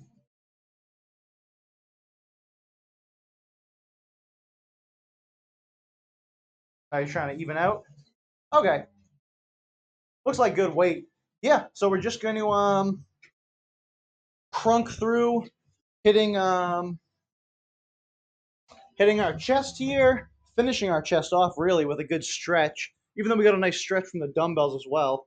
And we're going to superset that with rope push down, V-bar push down. As you can see over here, the V-bar is hooked up to the lat pull down cable machine, which I haven't used for tricep push down since I got these cable machines on the wall. But hey, it was my OG tricep push down. This cable machine over here that does all these, it does chest flies, it does quad extensions. I use it for all my lat pull down. and it used to be our tricep push down because it's got this nice top cable stack right here that Jake's gonna superset into right now as I hit my chest flies here. Whew. Yeah, let's go, people. But yeah, tell me what part of the tricep you think that's focusing on, and what you think the purpose of that is.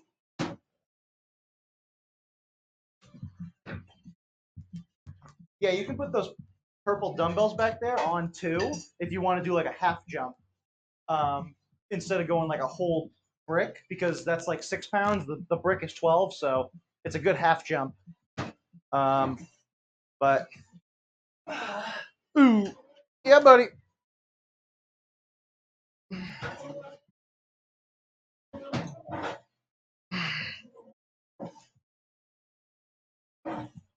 Ooh, ooh, yeah, buddy.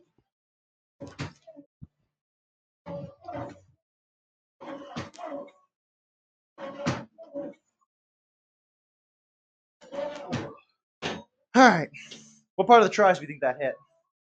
The inner long head. Lower. Yeah. All right, move through here. Get a fat pec stretch. Ugh. Oh yeah, dude. Look at that fucking stridation all over my tits. Holy shit. Massive chest pump. 9. A turn. Allure. Uh, uh, uh, uh, yeah. Uh, uh, uh, 2, 3, 4, 5. I love those just the counting grunts that you're not saying the full number, but you know what number they're saying, you know?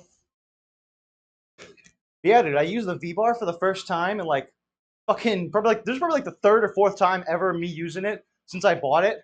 And I bought it like 2 years ago. It's just underused. Um, but I love the way it's targeting my long head of the tricep, which is my most underdeveloped part. And it's a part I've been trying to focus on the triceps for a while. Oh, that feels good. But like, look at your triceps. Like, see what part is more developed. I bet it's the same as mine because we do so much bench. Yeah, it's like right here. Yeah, exactly. But that's the one that's less developed compared to the outer one because the other one's more used on bench, and we do so much pressing.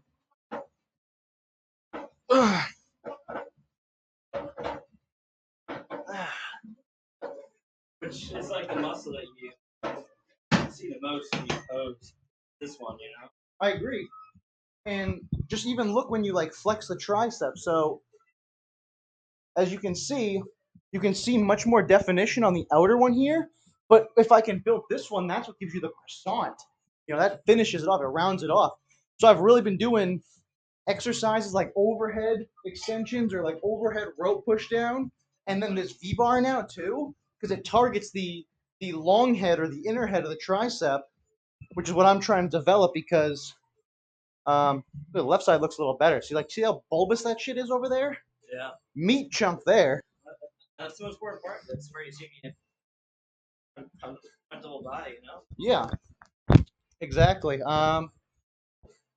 Yeah, but let me hit my side flies. How's the weight on that? A little more weight. Um, we might need to take the fives off the dumbbells to do it. Want to go by 5 or 10? Probably 5. Just 5, feel it out. That dumbbell.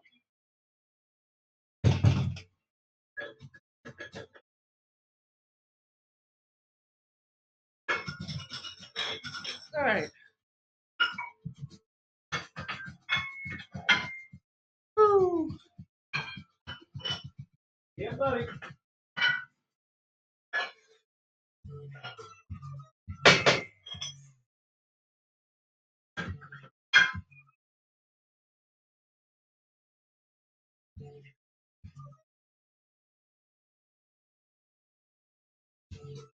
Yup.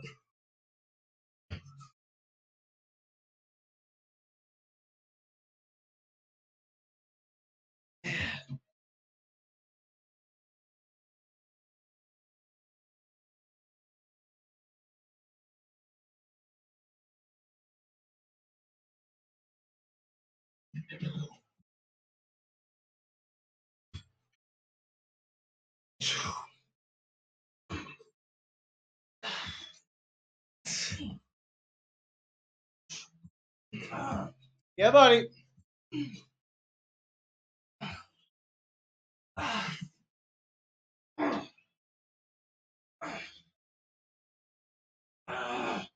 Nice. Yeah, bro, we are fucking juicing this pump right now. Holy crap. Oy. Oh my god, dude, I've seen those two. They keep popping on YouTube recommended. Same, What a fucking retarded fucking YouTube name. Holy shit. I'm never gonna watch a fucking video from those morons. The Trend Twins. Oh, the PED Twins. The fucking steroid twins. Oh, we're such close brothers. We've been pinning needles in our ass since we were fucking 11 years old. I like Adam, like, bro, you're like 19 Hit fucking puberty, dude. Yeah, seriously. Like, tell me you haven't been on steroids since before you hit puberty.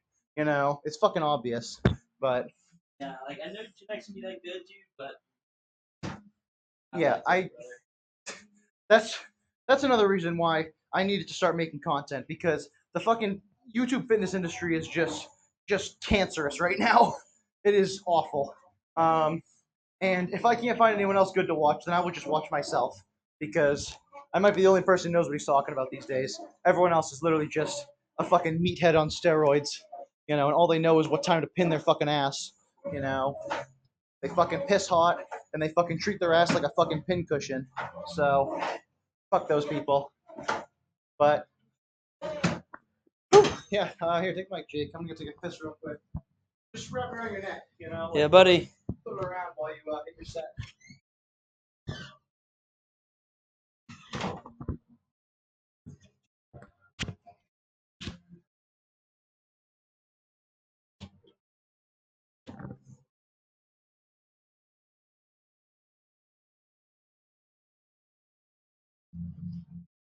Ah, ah, ah,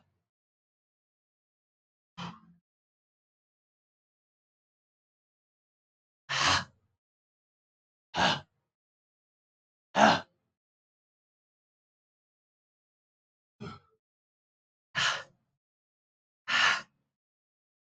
ah, ooh, ooh, ooh, ah.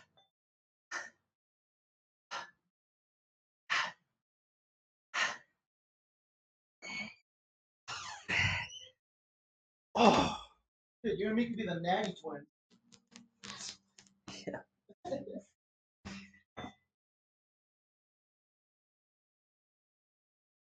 Yeah, Jake's been natty most of his life. He only took steroids a little bit in high school, he said. Oh, wait, that was Dwayne The Rock Johnson.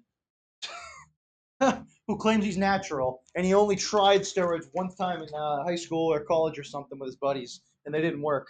Oh, yeah. Okay. Yeah. So by tried, do you mean you hopped on a cycle at 18 and haven't stopped since? You know, I mean, seriously. It's also not like you hop off and you don't maintain your muscle. Like, look at Larry Wheels. He's apparently natty right now, and he's still maintained most of his fucking muscle from steroids. Well, also look at Liver King, though. He looks visibly more deflated and flat and less tightly chiseled now that he's natural slash on lower maintenance dosages. You know? Yeah. Which, you know, good for him. He's actually doing it the real way now. Except he's not, because you can never be natural. Right. And also fuck him because he's a liar and he's a piece of shit. Exactly. And he lied to everyone. Even though we But, all knew he was not natty. Yeah, now I'm happy he has to be a natural. It's just and live annoying. his shitty life. It's just annoying how people are gullible. They fall for that shit. They buy his shit and they make him rich. They make him famous. And it's a big ploy and it works.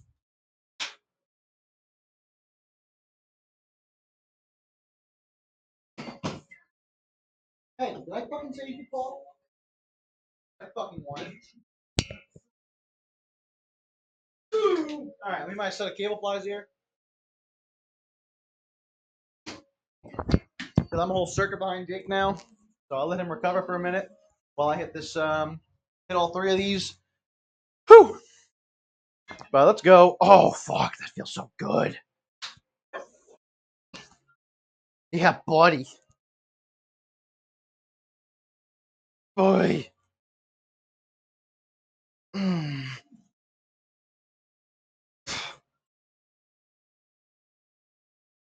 Mm.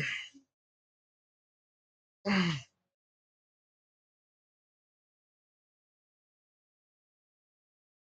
Mm.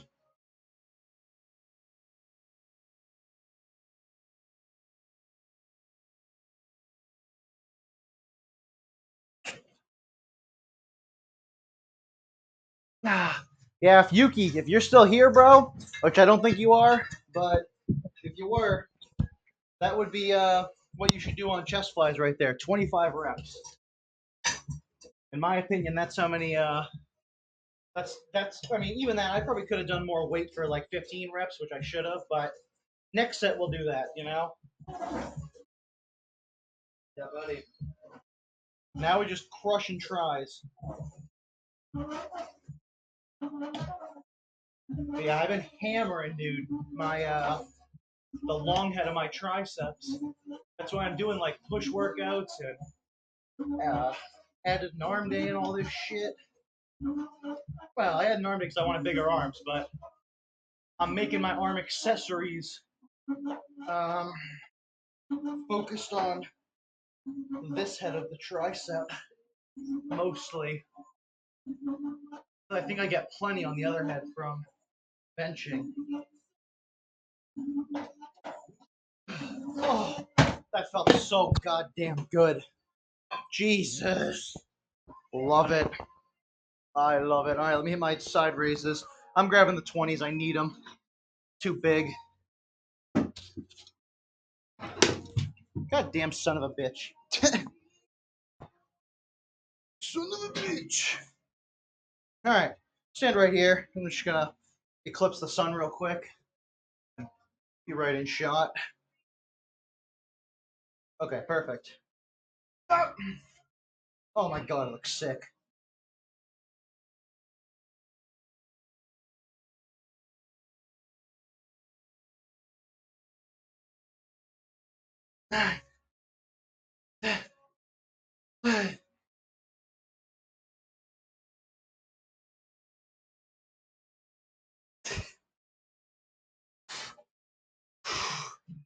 Eighteen, 19, 20. Let's do some partials. Love hitting partials on side flies. That's got it. Ooh. Yep, Ooh. Ooh. Yup.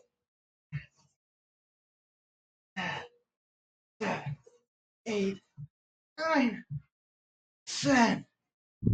Ah. Boy.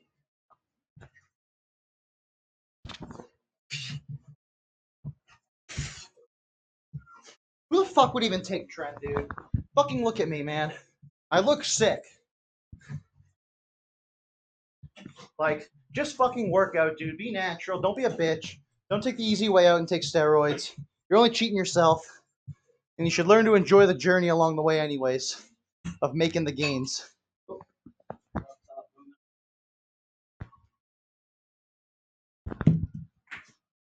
Oh, let me fix that. Yep.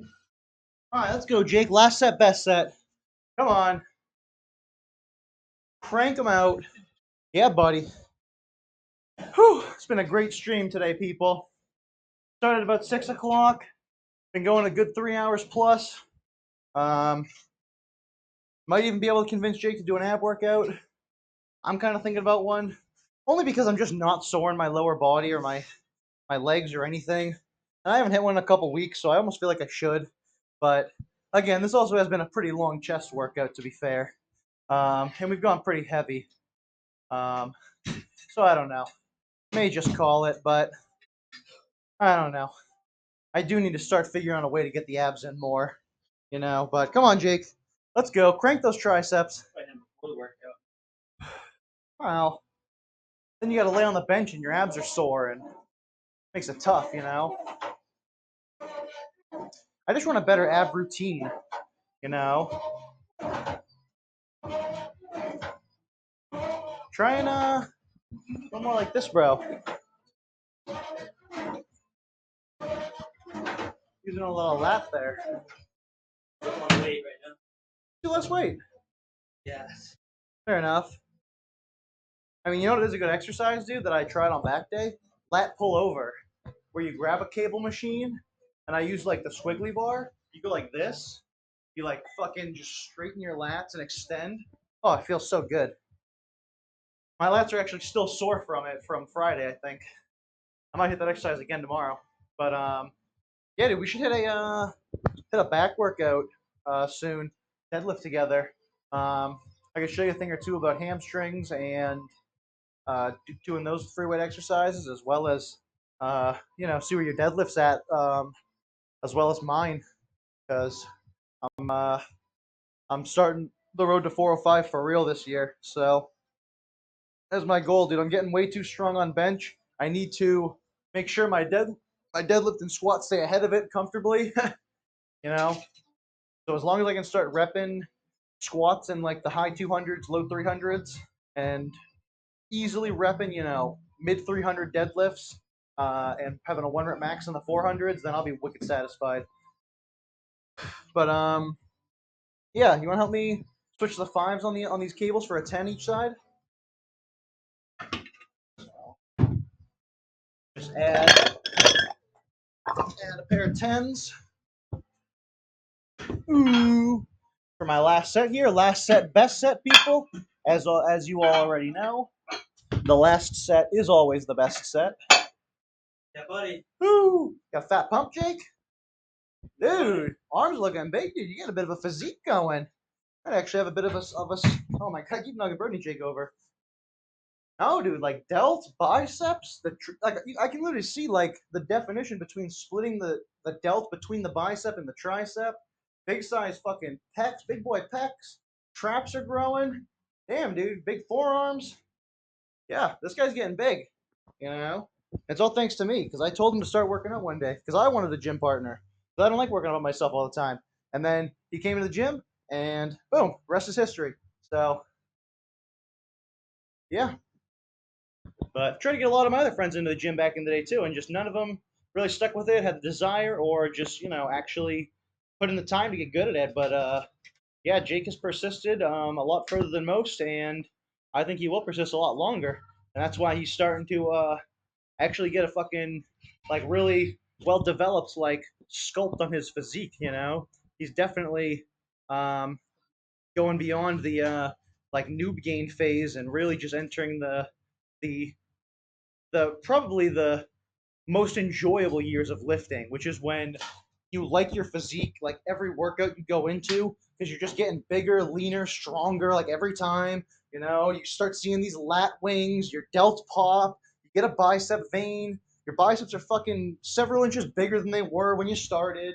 You have a giant crater between your chest, deeper than the Marianas Trench.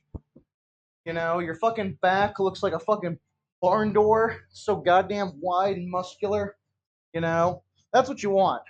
So, and once you get, I would say anywhere from 2 to 5 years into the gym, you'll start seeing this kind of turnaround in your physique, in your body sculpt, and I think that's probably the most enjoyable part of the gym.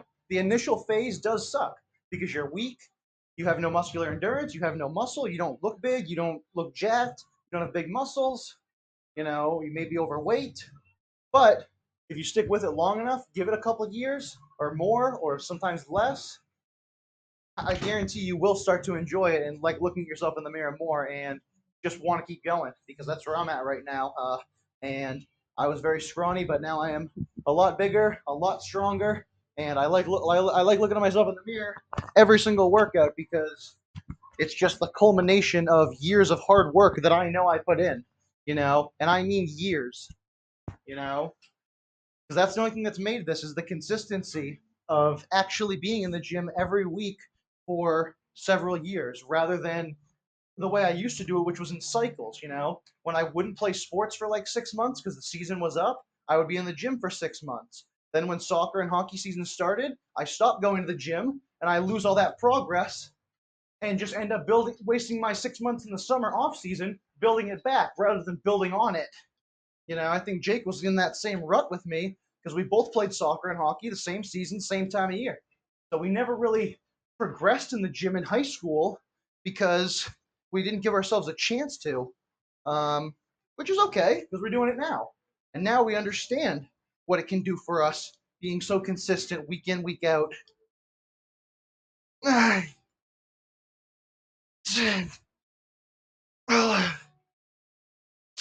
Well, that's enough of that. Whew, that is actually a very heavy set. Fuck it, I'm going up more though on the triceps. Ugh. Whew.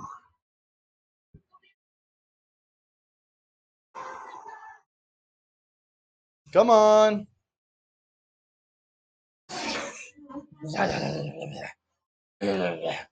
Bip, bip, bip, bip, bip. Yep, yep, yep, yep, yep, yep, yep, yep, yep.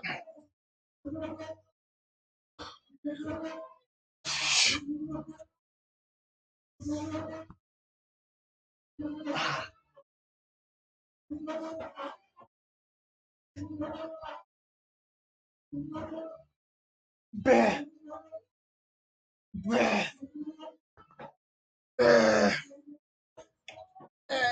Bip, bip, bip. Bah. Whew. All right. Last set of the circuit. Buddy. Let's get it. Let me crunk these 20s for a good few fucking reps. Absolutely crunking these reps out. Yeah, bro, what'd you say the biggest muscle group you're trying to grow this year is? What is your weakest point that you want to bring up and focus on? Weakest. I feel like it's always arms. Fair enough. I feel like that's what everyone Do you thinks. include shoulders in that? Yeah, I don't really work out shoulders too much, but I honestly don't feel like I really have to. Um, I don't know. I feel like arms and probably abs. Honestly, trying to get lean this summer. Really got a crack in the diet like now. The next couple of weeks, really just gonna crack in that diet, get that diet ready, get that diet going, and flow it. Just trying to get the lean six pack this year. Um, so definitely shut the crank in the diet. That's for sure. Probably starting abs a couple times a week as well. Uh, Allow them to pop out a little bit more as well. Yeah, diet. Really cracking the diet more this year and hit some more ab workouts as well.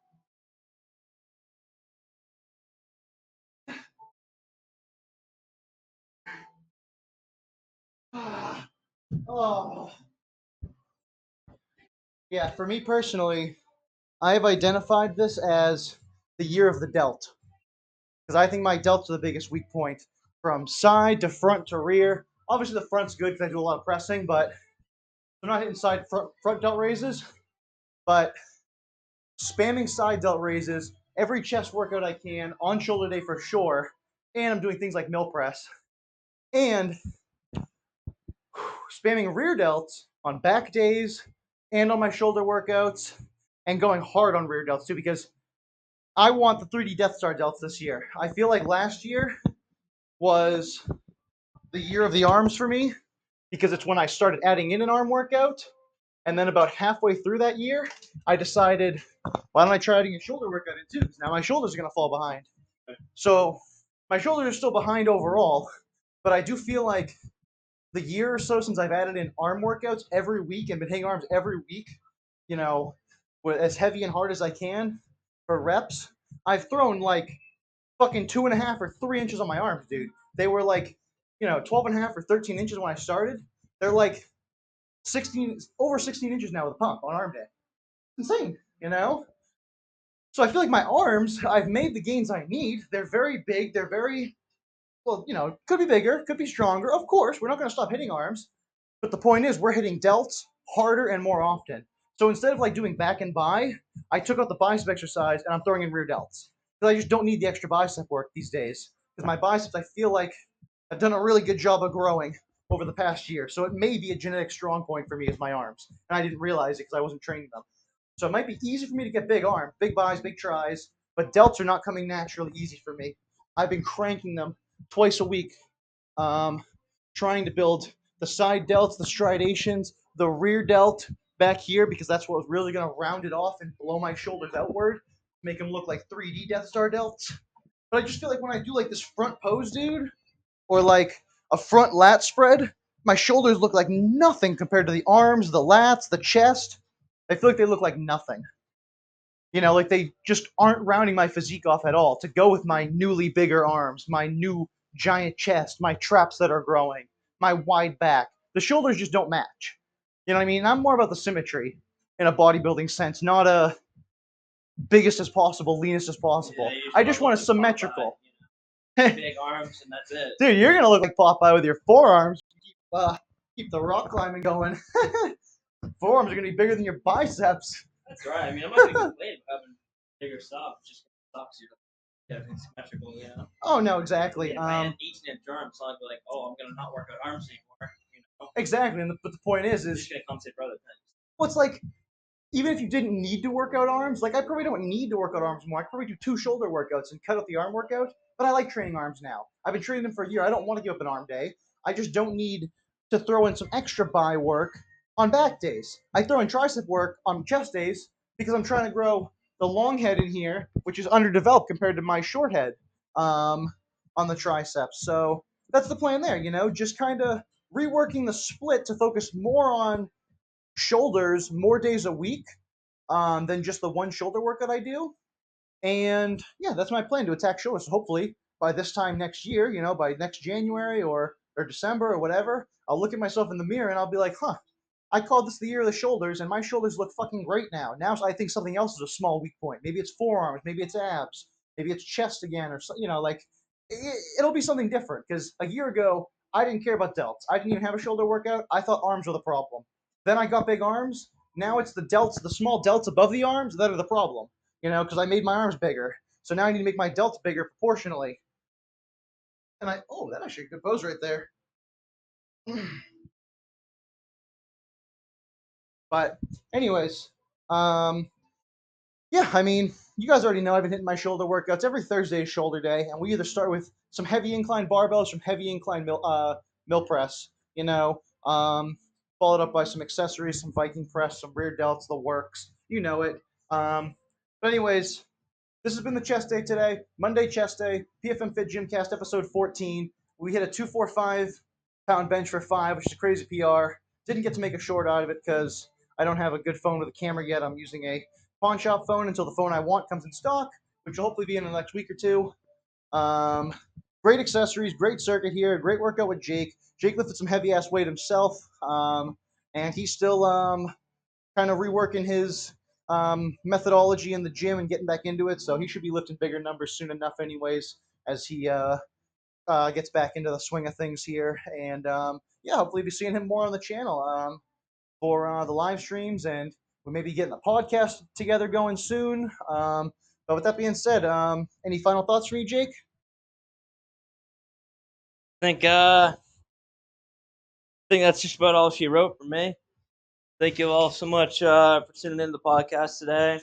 Thank you all for following, retweeting, all that. Thumbs up. Love you all. Thanks again for watching. Appreciate it. Leave it up to Pete. All right, I'm just going to slug down the rest of this pro, and then I'll sign it off, people. So if you got any final chats or anything more you want to ask us, throw it in there now. Otherwise, you're going to have to wait till tomorrow's live stream where we're deadlifting. And probably just be back to me.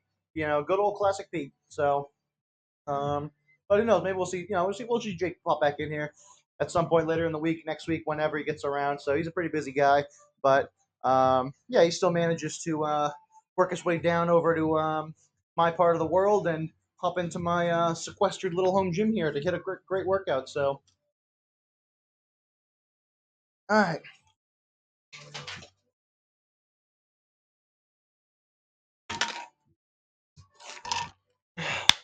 Protein has been slugged. Thank you everybody for watching. Have a great night.